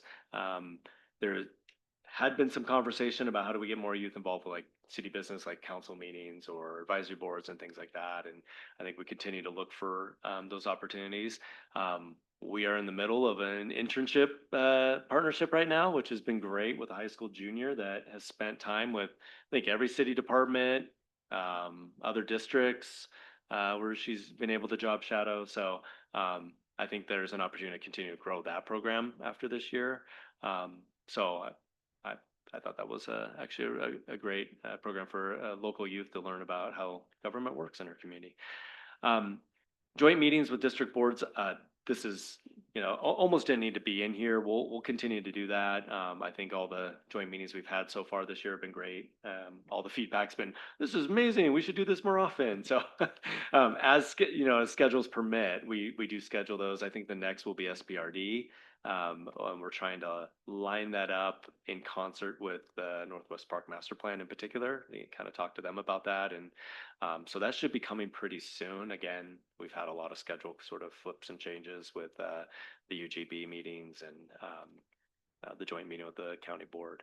And is this something that people have flexibility that if, wouldn't, because I know our schedule's getting full, if we went to one of their board meetings? I think so. Yeah, if you guys are open to that, I think, as long as we give them a heads up that we'll attend and join them. And I could just crash. Yeah. I mean, we love to host. We got great microphones. But then we'd have quorum issues, right? If it's an official meeting. Oh, yeah, we that's right, can all yeah. go, so. Yeah. Council rules, I think, recognition from council that this is something that is important, right? But can come later in the year as time permits. Environmental sustainability. I think this is our last category. So a couple things here. The policy on public electric vehicle chargers. I think there is cause to have this done before we get the project installed. That's still under design, has to be approved by ODOT. We did do the jurisdiction transfer tonight, so that's an important step to having the right of way to actually build the parking there. But Can you explain? It was in our consent agenda, so it was yeah, not. consent agenda for the transfer of Right. a portion of the Highway 242 there to the city as part of the Gateway Park. I think that's where things get missed by the public very easily is in our Yeah. consent agenda. Yeah. And we might even want to read, Yeah. when we're passing it, is just read at least the title so people Right. understand what We they're. could do that. Maybe we should do that. Probably should. Council rule, see, we're going back Yeah. to. The section of road we're talking about is the piece of road, from Hood Avenue down to the corner, it goes in front of, Les Schwab. Yeah. That originally, that's belonged to the state until Tonight. tonight. Or retroactively, wasn't it like September in that document or something? Yeah, Yeah. but it's been in the works for a while. Newly paved and in good shape with new ramps too. We'll dig it up and put in the electric vehicle chargers, Yeah. what we do around here. And then continue studying options for the future use of the recycling center. That's underway. We'll have a survey out here probably another week or so for the public to weigh in on those options. So we'll continue to work through that process and work with Republic on that and the county. So I think that the average score there is recognition that's underway, but not, it's like one of those goals that kind of land in your lap that's like, we're sort of under a deadline, so we have to make a decision, but if you had your magic wand, you probably wave it away. Highest priorities and lowest priorities. So this just is a summary of how this course came out. We touch on all these. These are just a repeat of where these things landed. So obviously a lot of things about wildfire and UGB and UGB related work, dark skies. So again, wildfire with the partnerships that we've built, code updates with the design standards, the master planning process with the Northwest Park, and then pedestrian safety with working with ODOT on those crossings. In terms of lowest priorities, here's your scores, the effectiveness of code amendments and that process, the STR rental regulations, and then the undergrounding. So sharing these just kind of recap that how to interpret these results is, as a council, weighed in. There's 1-5, there wasn't any particular goal that got a 1, right? So, again, everything's important, but I think you did a pretty good job of understanding how to balance workloads in your schedule and our schedules to prioritize for us where things should land as we work through this fiscal year. And I think, again, this is helpful for us to know when to bring things to you, right? And that we are on the same page when it comes to, why haven't we seen the short-term rental regulation updates yet? And it's like, well, it's a goal, but it's a lower priority, and that's probably not going to come to you until, May, June, or it's going to start with the planning commission this spring, and you might not see it until later in the summer as we work through other higher priorities first. And I Jordan, would, do you go ahead. feel like this was enough of a, like, spread that you got good information from us? Or are there, you know what I mean? Like, cause I, 3, like that, were there things that you were wondering about that you got answers to, or are there things that you could use a little bit more fleshed out conversation on? Good question. Or if that's not tonight, maybe that's another time, but I'm not seeing like any ones just drop out of the bottom, Yeah. just. Nothing surprised me, Mhm. which is a good sign. It means, we meet regularly. I know what's important to you guys. And I think maybe the one area that surprised me a little bit was, and which I think I'm actually a little thankful for, is not pushing too fast on like the affordable housing work group and things like that, right? Like, as I've explained before, we don't necessarily have anybody working on affordable housing, right? We do it by committee. We do our best with these grant programs and stuff. There's a lot of bureaucratic work with that stuff. And I don't want to start setting something up that's going to kind of drag along. I think we all want to be ready to be able to do that goal.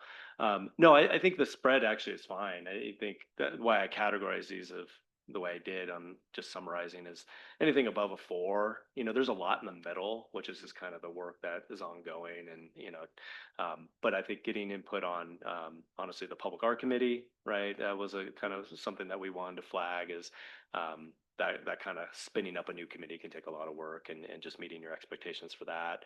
I wasn't surprised that, a lot of the wildfire goals and housing goals and stuff are priorities.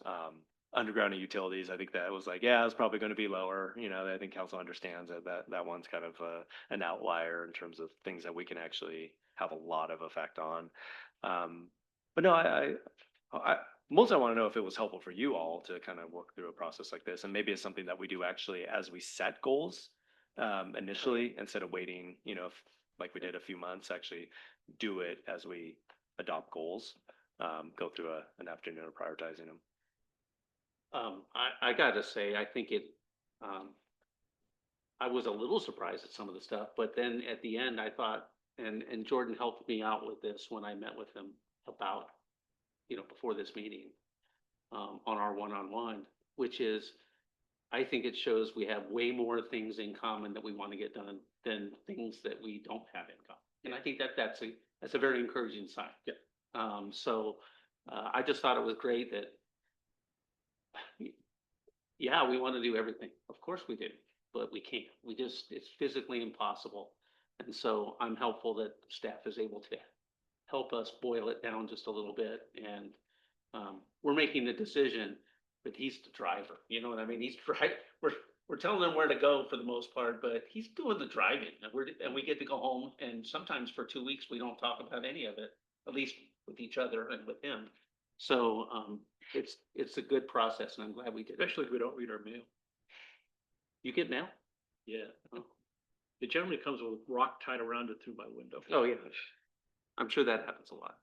Well, I'm sure this was not your intention, but it was, again, it's nice to get these reminders of how much work you guys are doing, you and you and the entire staff. Not that it's gonna stop us from throwing more ideas at you, but no, it's, and I think also for the community to see just how many plates are spinning right now. So that was good, at least for that, for sure. And on the 3s, there was one thing on the 3s that I wanted to point out, and that was the continued convening the community partnership. doesn't mean that's not important. We don't want that to happen. It just means it's going real well. Really we don't need to think much about it. That's how I rated that one. One person thinks about it more than others. Yeah, because but, you're on that but it's, committee, but it's very high on my priority list, but it is not high in terms of things that I think that it's got a good foundation, momentum, and I think we shouldn't mess with it right now. And there's a lot of We partners. could do more damage than anything, really. Yep. At this point. Yep. Yeah. You guys are still fleshing stuff out and it's awesome. So I just wanted to point that out to folks in the room that maybe weren't a part of that decision process, that it doesn't mean we don't think it's important, because I think it's way up there.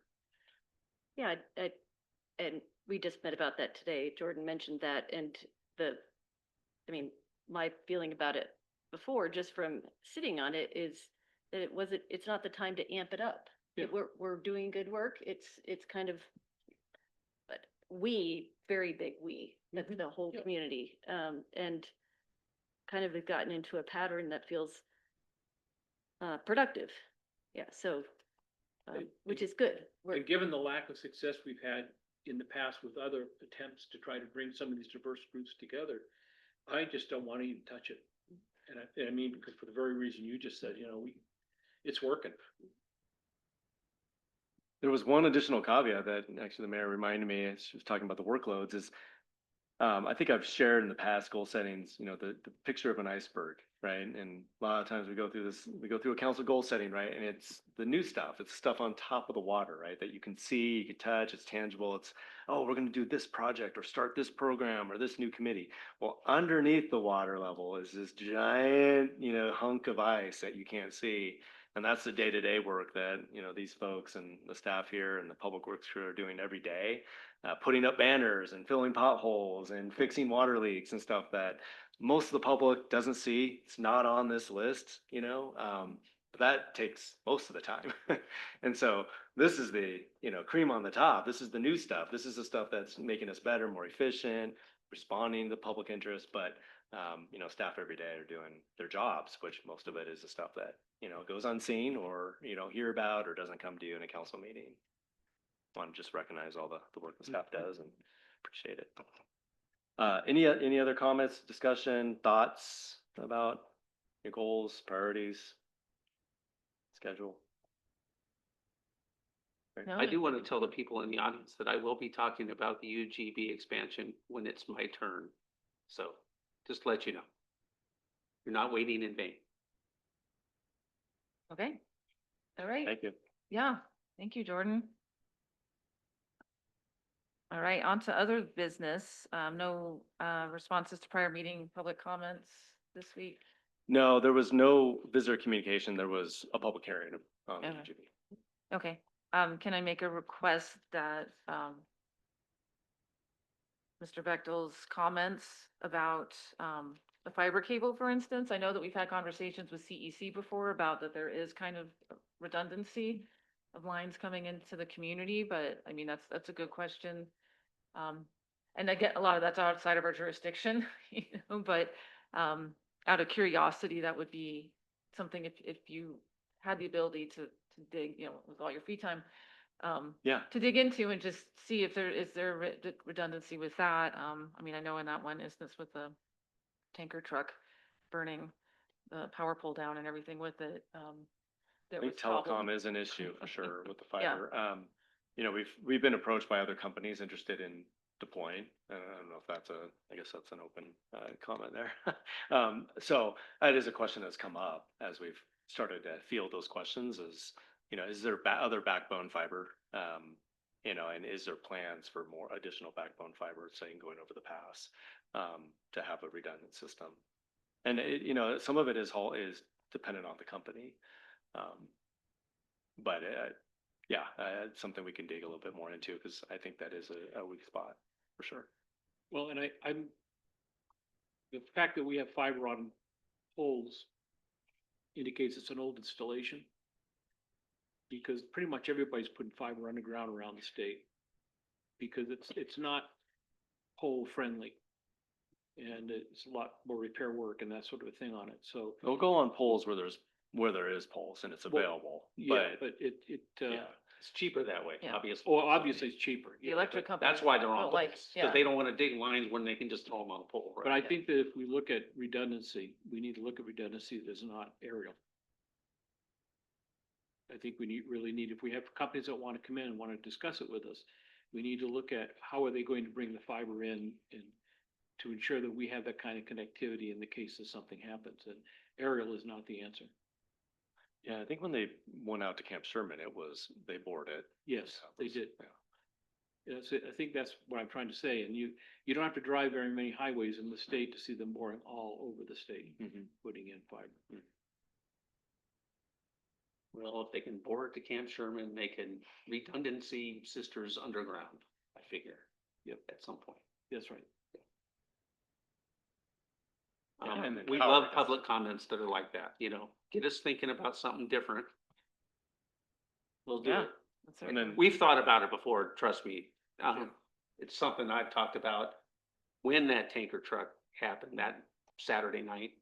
And there's other times when just TDS goes down or Bend Broadband and all the businesses that use it can't even process an electronic payment. It's ridiculous. I think it's part of the price we pay of being out here, but do we have to pay it that hard? I don't know. So, but thanks for bringing it up. All right, staff comments. Yeah, one last comment on that. Okay. We've talked about bringing CEC in for an update Mm. too and scheduling that. And that would be a conversation with them. 'Cause it's not just the fiber and, internet backhauling. It's also, electricity went down, which the towers went down too. Because a lot of people have obviously data on their phones and things like that. So they have a way to access information. But if the towers go down because electricity is out and there's no generators, then you have that problem. So And that's- I was looking on the scanner, bad night, and I was hearing, saying the guys that had the apps on their phone that they pinpoint the fires and things like that, saying, radioing in saying, it's not working, I have no signal, I hear the towers are down. So, I mean, it was impacting the firefighting effort equally. Until AT&T bought that portable tower and to set it up. And I can tell you, having personally gone through an emergency, that the cell towers in a major emergency will be down within 30 to 60 seconds because they'll be overloaded. Yeah, I've been through it. Okay, staff, prepare yourselves. I'll start, Sisters Harvest Fair this weekend. Our last citywide event of the year. So that'll be this weekend. Today, was that today? That was yesterday. Sisters Wildfire Mitigation Group, we started meeting again. So meetings have started up. And I just wanted to plug that video, that they put together, Sisters Camp Sherman grant funding. About Firewise, defensible space, and using the flat fire footage to kind of promote the defensible space work and the mitigation work that they do and the importance of getting out there and having an assessment. But yeah, it's a great video. Check it out, folks that you will recognize for sure. And I think they've been sharing it online, and so share to your groups and networks. Speaking of videos, another video that has been going around is just a really quick 15-second blurb from Explore Sisters, a promo video about Sisters. Word is it that if you're up late at night watching TV, you might see it in town. It's not targeted towards Sisters, obviously, in this market. It's in other markets, but I guess it could be played here. But that video is out there too. You can stream and watch. Very nicely done. It was previously mentioned, the Sisters Partnership for Houselessness. We met today, another productive meeting. We did have some folks missing because of the furloughing, but we also groups that were busy.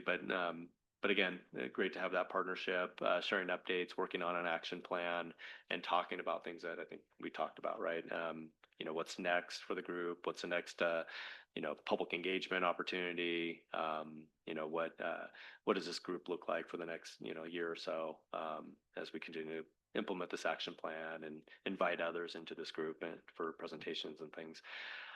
And then we also this week, I think that was this week, the signage master plan with the wayfinding signs and gateway signs. We kicked that off. Explore Sisters was a part of that as well. Great first meeting. Seems like a really good company that knows and is excited about working with Sisters. They'll be coming out at some point in the next month or so for a site visit.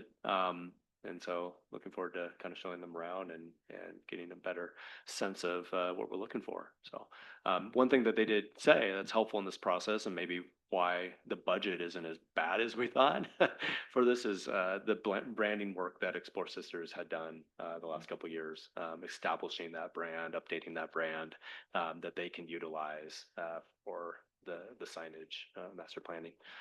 So, okay, you guys mic'd up? Are you ready? No. Okay, Scott, you're closest to the podium.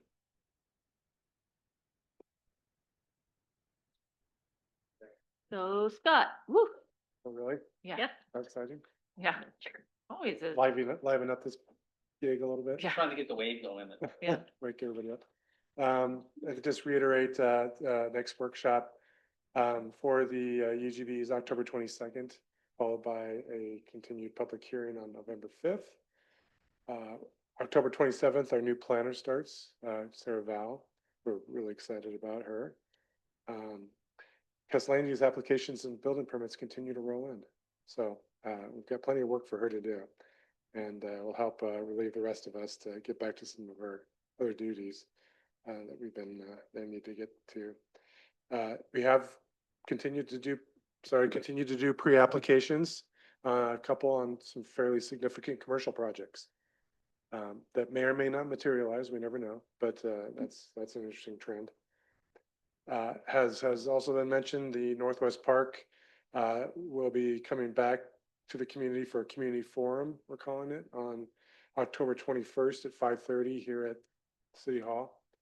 And it's really designed for folks to come in and hear about, see the alternatives, because the public hasn't necessarily had a chance to really see those three alternatives, kind of hear what the Parks Board and the council feedback was, and allow them to interact with the consultants and the staff a little bit more than what we talked about, maybe just doing a survey again, but you really can't get very much depth in the level of feedback. So we figure that those folks that are super interested in this will take the time hopefully to come and offer some good feedback. so Scott, it sounds like it's not necessary for us to attend. It's more really focused on community. I think so. Okay. Yeah, we'll circle back with the council on November 19th to kind of give you the summary of all that. And We're not having a Parks Board meeting before then, are we? 'Cause we are, canceled this yeah, one to do November it 5th, Yeah, we would do a check-in with the Parks Board. So, Before the city council meeting. yeah. There has been some open houses in the past where it's been helpful for us to be Yeah, there, yeah. just kind of listen Yeah, more than yeah, anything, yeah, and maybe yeah. answer a couple little questions. You'll know, because they'll show up with swim fins and ice skates. Yes. They'll be the ones that play by the one. So we're nearing completion on our STR license review process. It's an annual update. You'll recall that this year there was a more of a stronger effort to make sure there was compliance with the criteria than maybe has been in the past. And it's been a pretty arduous process, trying to get people trained to what's different. You know, we get a lot of reactions. What's changed? We never had to do this in the past. So there's been a lot of some hand holding and some grace shown to them to allow them additional time to be able to comply with the requirements. But it has netted some that have just said that they don't want to, that basically given up their license. They don't want to do it anymore. So we might not have known this had we not maybe gone through this process. I had some summary numbers I can give you if you want that I didn't bring up to the podium here, but it's been a good, interesting process, and a shout out for Carol Jenkins. She's kind of handled that one, so it's been challenging for sure. Do you think it'll be smoother next year? I hope so. I think we're training people to kind of know, when we say we need certain amounts of liability and proof of liability insurance, that they've already kind of understand what that is, and their insurance agent can produce that very quickly for them because they took care of that this year. Or how to get all the addresses of my neighbors within 200 feet to notify them of the presence of the STR and who to contact. Stuff like that. I think it'll be a lot smoother next year. Planning Commission, where it's pretty slow right now, but, we're gonna try to do some education, with them. They, have requested some primers on, community infrastructure, water, sewer, transportation. So Jackson, has been kind enough to, agree to do a presentation for them on how all that stuff works. And we might bring in our transportation engineer as well, so that they can have a better understanding of how everything works. That was some feedback we got from them when we asked. And then things are moving forward on the community wildfire protection plan update, and we'll soon be convening a meeting here for the update to the natural hazards mitigation plan as well. So might hear more about that as it comes up. Any questions? Yeah, I've got some, it's about the UGB. You know, we had the UGB steering committee board chair talk about maybe wanting to consider having representation during the workshop on October 22nd. That's not something we normally do. Doesn't mean we can't though, or is that something we want to talk about, or is that we want to consider it? Is it up to us? Is it up to staff? How's that all work? Ultimately up to you. It's your Okay. workshop. You know, we've had joint meetings with other boards and things like that before. Right. So I mean, if you wanted to have members of the steering committee, as part of your workshop, that you can structure it that way for sure. You know, yeah, this is probably a discussion for you guys to have about that meeting, what that structure of that, how you want to see that workshop. You know, if you're using them as a resource to understand more about the steering committee's recommendation. I know those comments have been provided to you, you know, as part of some of the public input, the public hearings and things before as well. You know, they are your steering, or were your steering committee. So, and a couple of you were a part of that process all along, so you're familiar with that. But yeah, I would put that back in your lap of whether that's something you think would be productive and useful your time. You know, you probably don't want to carve out too many exceptions, right? In terms of others at that table. Well- There's a lot of interest in this process, a lot of interest in folks having a say, having multiple opportunities to tell you their thoughts too. So just, you know, caution on that. I would say my comment was, I was there at all the meetings. The one person I do feel comfortable with, exceptionally comfortable with, is the board chair. I would agree with that. And I don't think we need the whole committee to be there, but if the board chair was invited to throw a perspective and answer some questions, I think I'm okay with that. Well, I was having the same thought, and prior to just public comments and letters tonight, I was on that page. I think that when I asked to have this looked at more in depth, I had anticipated and expected that we would want to have the chair of that particular group at our discussion. I was going to have that same question for you. I think that it's always tricky for us because advisory boards are just that.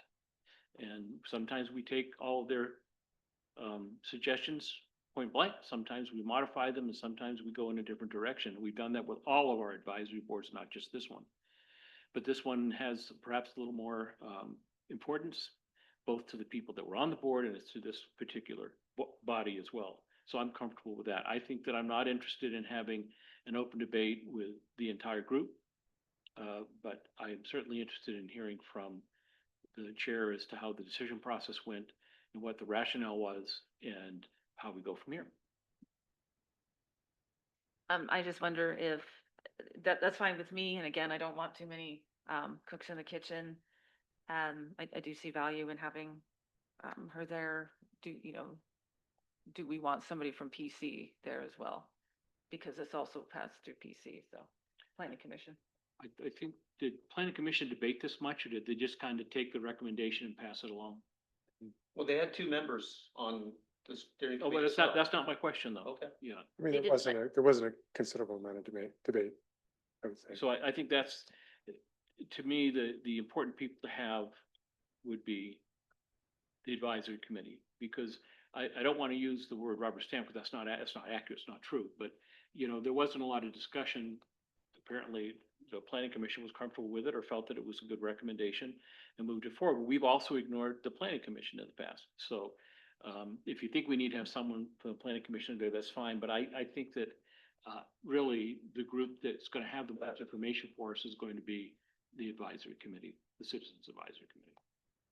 You know, I wouldn't want to shortcut the planning commission's participation or they were heavily involved, Oh, but yeah. it seemed like that last meeting, it was like maybe they felt like they'd already kind of said their piece, and this was Yep. just kind of like let's go forward. That's fair. This is, we've said all we need to say on it. And I didn't mean to apply that either. Yeah. but I'm certainly open. Yeah. Yeah. Okay. Cheryl? Yes, I think that would be wise to have a representative there. When I look back at our last council meeting, I personally was a proponent of A.A.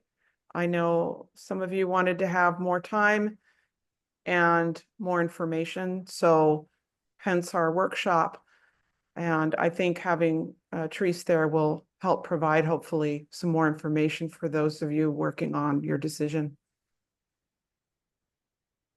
Okay, Good All right. governance. okay, there you go. Great. Someone needs to invite her. Yeah, if you can find her, I don't know Yeah. what she's doing, but if you can let her know. I'll see if I can Probably hunt out in the her woods. down. Probably Okay, hiking. yeah, she's probably doing something. Put fun. it on the big reader board outside, the one that's real bright. Probably something really fun to do in her evening. Thank you, everybody, for Yep. letting me bring that up, and, I would have if you hadn't, Michael. I was on the same page. Yeah. well, and it was the right staff person, so. Yeah. Oh, oh my goodness. Oh, just come- How'd you get in here? Word travels fast. Yeah. Good evening. Good evening, man in charge of holes in the ground. So many You holes. may notice there are less holes in the ground on Jefferson Avenue. Work has completed on Jefferson. They have now transitioned to Pine Street. As far as the boring underneath the highway, they are about 2/3 of the way through. Bit of a delay early on. They hit a boulder about 5 feet in. Work has been going smoothly since then. We're looking to have that reaching the North Bore Pit sometime early next week. Edgington transmission main and the new reservoir, the environmental work environmental review has been completed. City engineer is going to be working on a scope and fee schedule for the transmission main, and geotech work has begun for the reservoir. Roundabout landscaping, just waiting on a few last minute contract things, waiting for some bonds to come in, and we're hoping to get a pre-construction meeting scheduled very soon. The North Locust Corridor safety improvements, we met on site early this week with the city engineer, really focusing on this Locust intersection, how to make that safe and work well. It's looking really good, really excited for that one. So hopefully we can continue working on that very soon. This intersection right here? Yes, Okay. the Locust and Cascade intersection. Great. One of the big priorities is getting a waiting pedestrian out from behind that very large electrical pole. Gateway Park, bus shelter just showed up today. Yay. 2 very large IKEA boxes. So weather permitting, late What- next week, getting on that. And With one little Allen wrench, right? All together. Did it come on a Tiny bus? one you can't Yeah. have. Too small, apparently. not too far from that, Okay. but it's a great looking shelter. Really excited for that to go in. I noticed the Pacific bus, the intercity bus, the large transit style bus, what's it called? Pacific Crest. Pacific Crest is using the shelter at Ray's. Mhm. Are they planning to move over to the transit location? I just met with somebody from them today at the Yeah. Transit Hub, just seeing what they thought of it, if they're interested in using it. Okay. They are quite interested, so more to come on that. Yeah, Okay. I happened to see them when I went over to pick up some medication the other day. They were parked at the bus shelter there. Yeah, just having a restroom that's open during their times, they're excited. Yep. And we are as well. That's what I figured. Are we gonna have an event like Hmm. Chris in the bus shelter with a bottle of champagne or So we're something? gonna Yeah, have champagne, gateway. a bottle of champagne on a rope way up in the tree. When the Pacific Crest bus comes in, we're gonna release it and hope it doesn't break the Seems windshield. like we haven't had one of those in a little We, while. Gateway, yeah. yeah, we, Thing. our plan is to do a ribbon cutting Yeah. for the Gateway Park. And then we were gonna do it in conjunction with the ranger station opening as well. Oh, okay. If that I had a conversation with Ian, right before the shutdown. Okay. So I'm that's just- still the plan. Yeah, I don't need to know details. I just wanna, I like, Yeah. I like celebrations. It might even be as soon as next month if we can pull it together. Now, okay. we got the bus shelter, We were coming. really hoping to get that bus shelter, and for that, it was a bit of a surprise arrival. It got here really fast, surprisingly from the other side of the country, from New York. Right. So Oh, not only is it an IKEA kit, it comes with New York directions. You're gonna have a hard time in that. Yeah, but it had to come from Sweden, right? So it had to Yeah, come over yeah. overseas first. Okay. Sorry. it took a while to find the right bus shelter that was ADA compatible. There was movement around it, and was just built to last. Yeah. Good.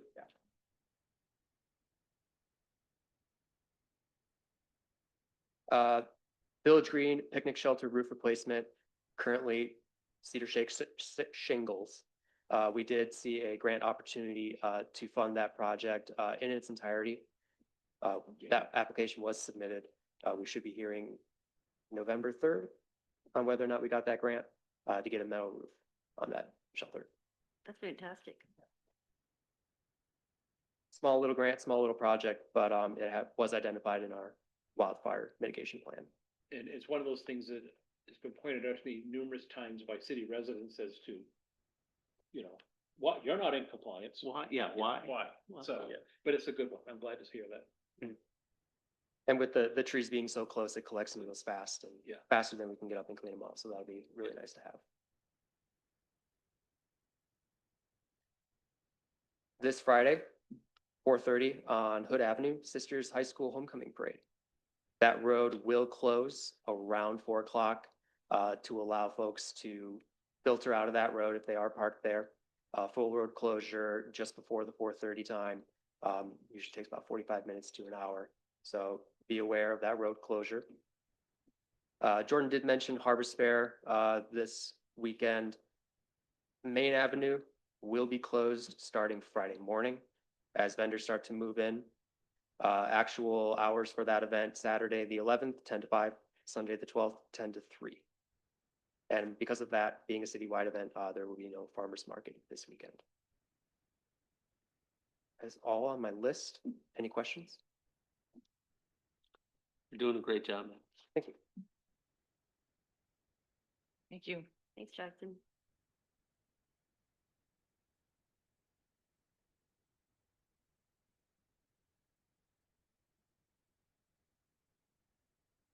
Don't trip the finance. All right. Might not have any budget. Okay, I just have a couple things. It is audit season, so as I said in the last meeting, we had our field work. Last week went really well. Be finishing up the kind of field work procedures, adjustments and whatnot, this week and next week. And then we were just informed we have a payroll audit. Well, that's kind of fun. That's done by SAFE, which is our workman's compensation provider.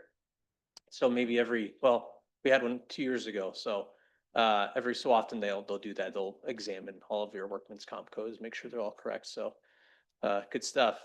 Then I'd just like to thank you for approving the handbook update. Kind of some major, legislative changes, I guess you could say, not major. They're more or less minor, didn't affect our policies too much. But if you did notice in that handbook, I think it was the number 2 amendment to the second amended and restated handbook. So I think that probably after the calendar year, we'll make an effort to revise the handbook and kind of get a clean copy, which is, I think, best practice to do maybe every 5 years or so. Just to kind of make that a little cleaner so we don't have all the amendments and Amendments to the amendments. right, it's easier to understand. So other than that, yeah, just pushing along in the finance department. And the campground, when does that close? Campground closes on the 31st. Okay. Yep, so it's first come, first served there right now. We've got a couple people that are in there, for whatever reason, largely due to wildfire. They'll schedule some time in October, just maybe 1 or 2 of those. But Julie puts those, signs out as reserved, so people don't occupy those spots. Yep, had a good season, and I think I reported last time that we have 2 sets of camp posts in place for next year already. So that's good. We've realized the earlier rather we can do that recruitment, the better off we're going to be, as long as we make sure we check in with them regularly to make sure they're coming in for the season. So yeah, another good year. Kudos to staff. Julie does a great job with that campground. I'm sure he takes good ownership of that, and we have camp hosts too as well. You know, we have. And I would say I was in there yesterday and observed 3 different folks, units come in, kind of roam around, look at the sites and pick a site for the night. So we're still getting a lot of drop in traffic, more than you would think you might get. Yeah, I heard that as well. Interesting. Yeah, just for the night, people come in and then they're out by, 7 or 8 o'clock or whatever. So yeah, interesting that they pick that. I mean, I can see why. Traveling through, and Yeah. a lot of them take the non-electric sites because they're just quick and easy and then keep on going. But Yeah, yeah. It's a great amenity, really is. All right, thank You you. have any questions? Thank you. Thanks.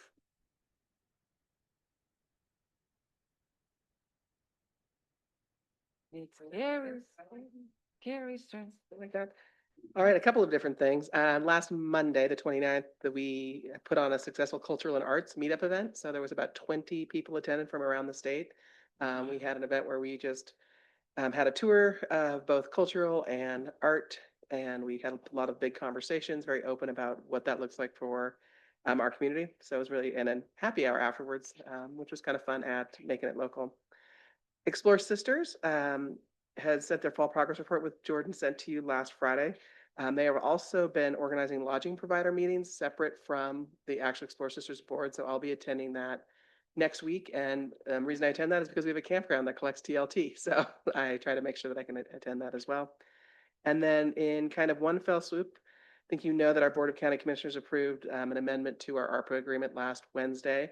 We are working on an amendment to the NHA Trinity Place grant agreement that we have with them, and I'm hopeful to bring that to the council on October 22nd for approval to move forward with that project.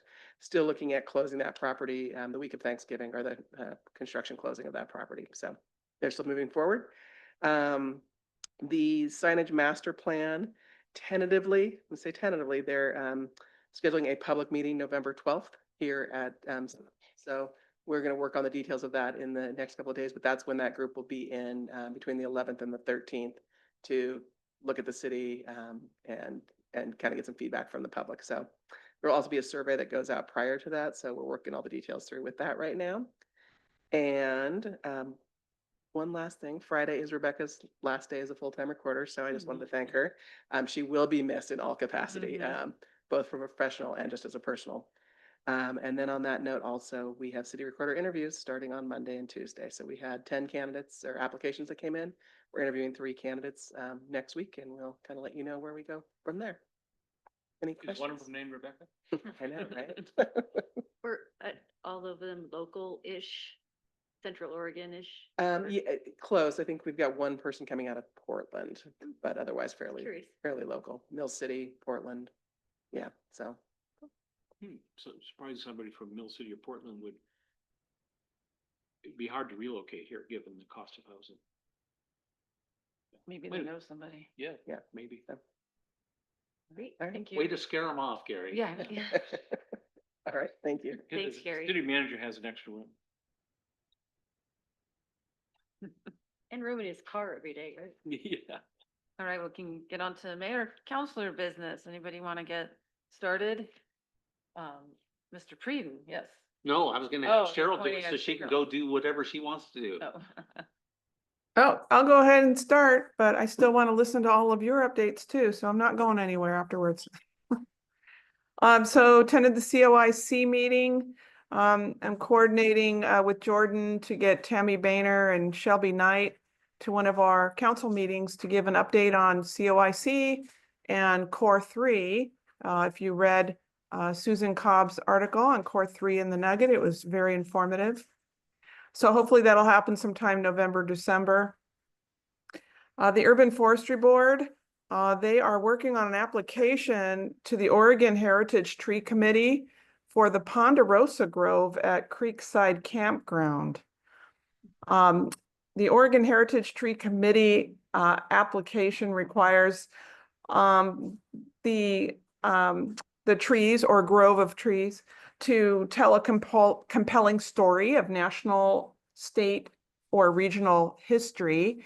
So the Urban Forestry Board is working with the Sisters Historical Society, and they're finding out some very interesting history of that grove all the way back to World War II. So they're hoping to get the heritage awarded to them for that grove by Arbor Day 2026. And then finally, I coordinated a joint call with Serving Our Seniors and Hospice of Redmond, as I mentioned last meeting, to bring their presentation from Hospice of Redmond that's called Aging in Your Own Home, Staying Independent Longer, to our library. So it looks like we've got that scheduled October 24th at 11 a.m. So I'm really happy to see that coming to the community and for Serving Our Seniors to help with making that happen. And that's all I have. Oh, great. Thank you. That was a lot of stuff. That's good. Yeah. Anyone else? I just, Go two next. quick comments. I had a great time at the Coffee with the Counselor at the Sunday market last week, because I had the week wrong. I got there, no one's anything. I better call Carrie, where's the table? I look, wait a minute. So I will be there again. Yeah. I was thinking you were gonna tell me I missed it. No, So, I was looking for you too. yeah, I'm glad you didn't show at my house. So I went and had a nice conversation with Will about what's been going on with the market and some things that she might want to see changed. And I suggested she have a chat with staff about those things and go from there. That's 2 weekends from now, correct? Weekend, Okay. yeah, 2 weeks. Yeah, they don't have one They this don't, weekend. done this weekend. And then the second thing is really more for Cheryl to know. I'm covering for her at the Urban Forestry Board meeting this month. And I had an emergency pop up, so I'm gonna have to be in Portland, but I've made arrangements to get to the hotel by 3. So I might be logging in a few minutes late to the meeting on Zoom, but I will be there. So, Thanks, Gary. that all happened yesterday when my wife realized she wasn't gonna make her plane to New York on Tuesday morning because of what's going on with the shutdown.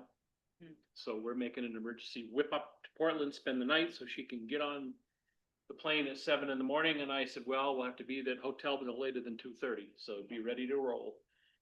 So anyway, you'll get to see my smiling face up there. I'd rather be in the room, to be honest with you. It's much more fun, but anyway, so Did I you want to, apologize in advance. did you want to say anything about the downtown fire tour? Yeah, it was extremely informative, and if we can make arrangements for other counselors to do it, I would strongly recommend it. And thank you very much for bowing out and letting us continue to go. But I learned a lot of things, and I discovered that there are some low-hanging fruit for us to look at with UGB dollars in the downtown core to really do some. URA, thank you, URA. I got too many U's in my head at this point in So time. many letters. Yeah, anyway, and thank you for the correction. And there's some things that we can do that I think in both as demonstrations and also to really improve some of the fire spread capability within certain areas. I mean, it's tough. There's no doubt about it, but there are things we can do. I wasn't sure before I did that tour that we could really have much of an impact, but now I'm convinced we can. That's cool. So, I'm looking forward to taking that. yeah. Yeah, yeah, definitely. Recommend that. I can go or you? Well, I just pulled my calendar out to make sure I wasn't missing anything, and I was like, well, other than things that have been said, I did went to the folk festival, and last night I went to the Stars Volunteer Appreciation Party. They had invited us to go, and you know, going to those things is like the reminder of like, what are we doing here? I mean, it is like the essence of community, and I mean, I don't know. It's a great group. There's a lot of great groups in this community, and just the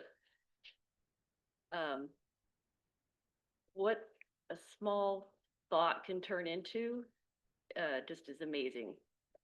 And they are actually looking for an executive director to work 20 to 30 hours a week. So pass that along. Wow. Yep. It's awesome. Yep. Pretty exciting. So. That's very profound, by the way. Not that you're being profound necessarily, but yeah, I think we do lose sight sometimes when things get tough and we're kind of being pushed around a little bit. You say, why am I doing this? And then you go out and you go to things like this event, the folk festival, the other things that occur in the community, and you realize, oh yeah, okay. Well, yeah, it was more probably existential.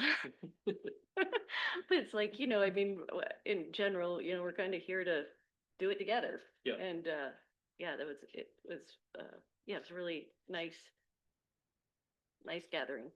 Good, existential, that, Yeah. I want to get one of your gummies. No, I'm just kidding. That was Werther's. Yeah. Where there's a no water, it's They're like it savory. really hits you. Just sugar. Are you done there? Yeah, yeah.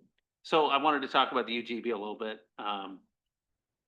I've been working on the UGB for 6 years. The first committee I was on the comp plan steering committee. And then I became the mayor and signed the comp plan, which is kind of weird and funny at the same time. And that's really the mechanism which started the UGB process moving forward. We had to put it in the comp plan, so we had it all planned out.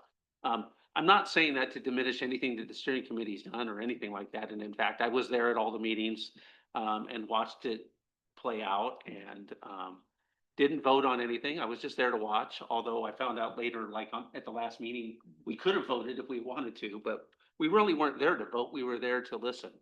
And I'm not saying this to, to take credit or anything. I just want people to know that the mayor and I were at all those meetings. We saw it happen and unfold and everything come through in real time.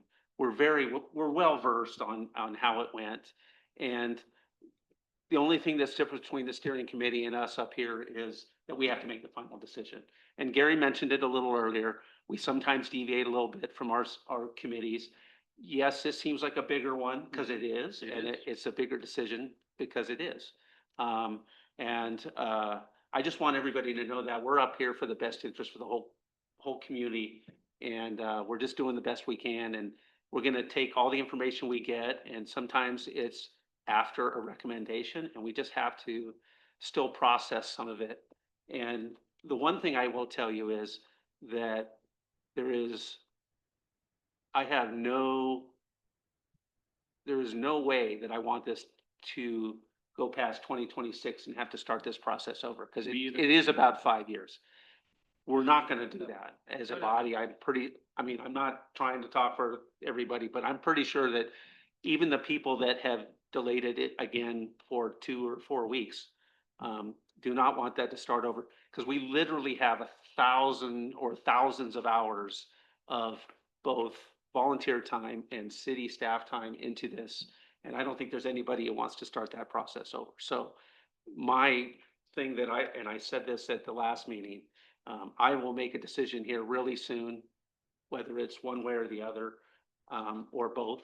I think that there's still ways to have a win-win in this thing, but I'm not 100% sure. But I think whatever we come up with is going to be a win for Sisters one way or the other. So I just wanted to say that it's not easy what we do up here sometimes. And I know you guys know that. And I don't mind taking criticism once in a while, but today when I heard somebody say, well, the steering committee saw it and you don't, and it's like, well, that's true for 3 of the 5 of us, but not all of us. And so we work really hard to get all sides of an angle, and we're not infallible. But at the same time, I don't fault any of us for not thinking about it enough. We do think about it more than enough. And I've lost a lot of sleep over different subjects and different reasons over the years. And this is just one of them, to be honest. So anyway, I'm the liaison to the Planning Commission. I think the last 2 meetings have been canceled, workshop and meeting, maybe 3, I can't remember, but it's okay. I mean, they're going to get busy again before they know it. So, and EDCO stuff. What did we have? The mixer was, that was before. the last, yeah. So we had a mixer. It was great. Good to see people from outside of Sisters that care about the economic development of Sisters. We're doing good. Everything's good. See you later. All right, thank you. Yeah. I attended that same Mm. fire tour downtown with Gary, so with the fire district and staff, so that was really great. It was really great of them to take the time to do that as well. So yeah, I can't wait for you guys to do that, if you can make the time for that. You know, we just have this, we kind of forget, our downtown is unusual in regards to other communities of similar size or age, that, you know, the Western tradition is that your town burns down twice and then you figure out, oh, let's build back with brick. And our downtown is burned down twice and then got rebuilt with wood. So, you know, the fire risk downtown is unique, to a lot of communities. And ironically, like after we did that tour, I think a few hours later, I just stumbled on something online where, you know, downtown Weed, California had a fire downtown the day before and destroyed a few buildings, thankfully. And it was it's a, because we, you know, we had talked about, you know, obviously one of our treasures is the Sisters Hotel, you know, the Sisters Saloon, you know, one of our oldest buildings. And it was, you know, a similar building called the Black Butte Saloon. And the parallels were a little eerie, but it was mostly, I think it was partial wood, but also they had more brick buildings downtown, more stone buildings. So it, you know, they were able to kind of catch up, but it was a windy day. They were really having to fight the wind on that. So it was just like you know, it made me feel good about we're trying to work towards something downtown. There's no like easy answer, but there's, you know, there's a lot of things that can be done, little things, and they all add up. We also had this, yeah, the city EMS, we reconvened the city emergency managers meeting this week after a busy summer for everybody. So it was nice to see most people, obviously the feds were not in attendance, unfortunately. Attended the superintendent's coffee and enrollment is up. We kind of got the final numbers. I think there were about 15 more students than they projected. So It's money. yeah, it's money and it's just, you know, obviously they enjoy educating and leading our youth. So the more the merrier, I think they feel. And the superintendent also admitted that even though like the high school and the middle school already had relatively stringent cell phone rules, you know, the state, you know, voted on kind of stringent cell phone use rules in the schools. He didn't think he was going to see much difference. The only difference was, yeah, they really can't use it all day, their cell phones. And he said, walk around the high school, it's during passing time and during lunch, there's kids talking to each other and they're not looking at their phones. And a lot more interaction going on. So he said he was surprised. He admitted that he was wrong. He didn't think there would be much of a shift. And so he was happy to admit that he was wrong on that. So, and then just they're kind of dealing with the PERS roll-up costs. They're not in as bad of a position as a lot of other school districts, but it's still going to hit them financially for a few more years until, you know, the PERS costs finally start coming down from the good old tier 1 days. People like me. Yeah, I didn't say it. I didn't say it. It's okay. And then I attended the League of Cities annual conference in Portland for 3 days, which is always great. I think it's my 4th one, and you know, good sessions, good tours,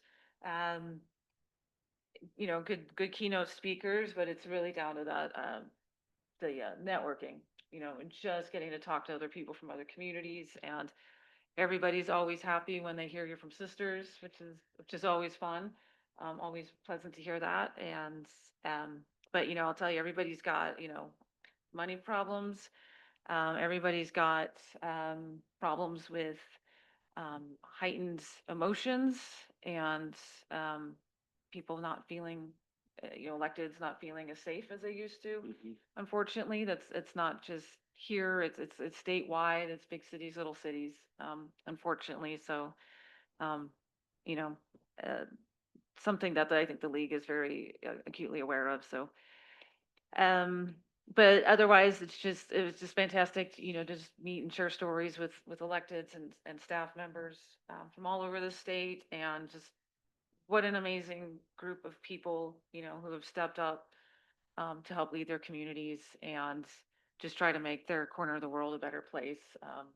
It's just a lot of fun to meet all these people, have those conversations. They obviously have their spring conference, which I would recommend. I'm not sure where that is this year. I think I had it written down. Might be Pendleton. It might be Pendleton.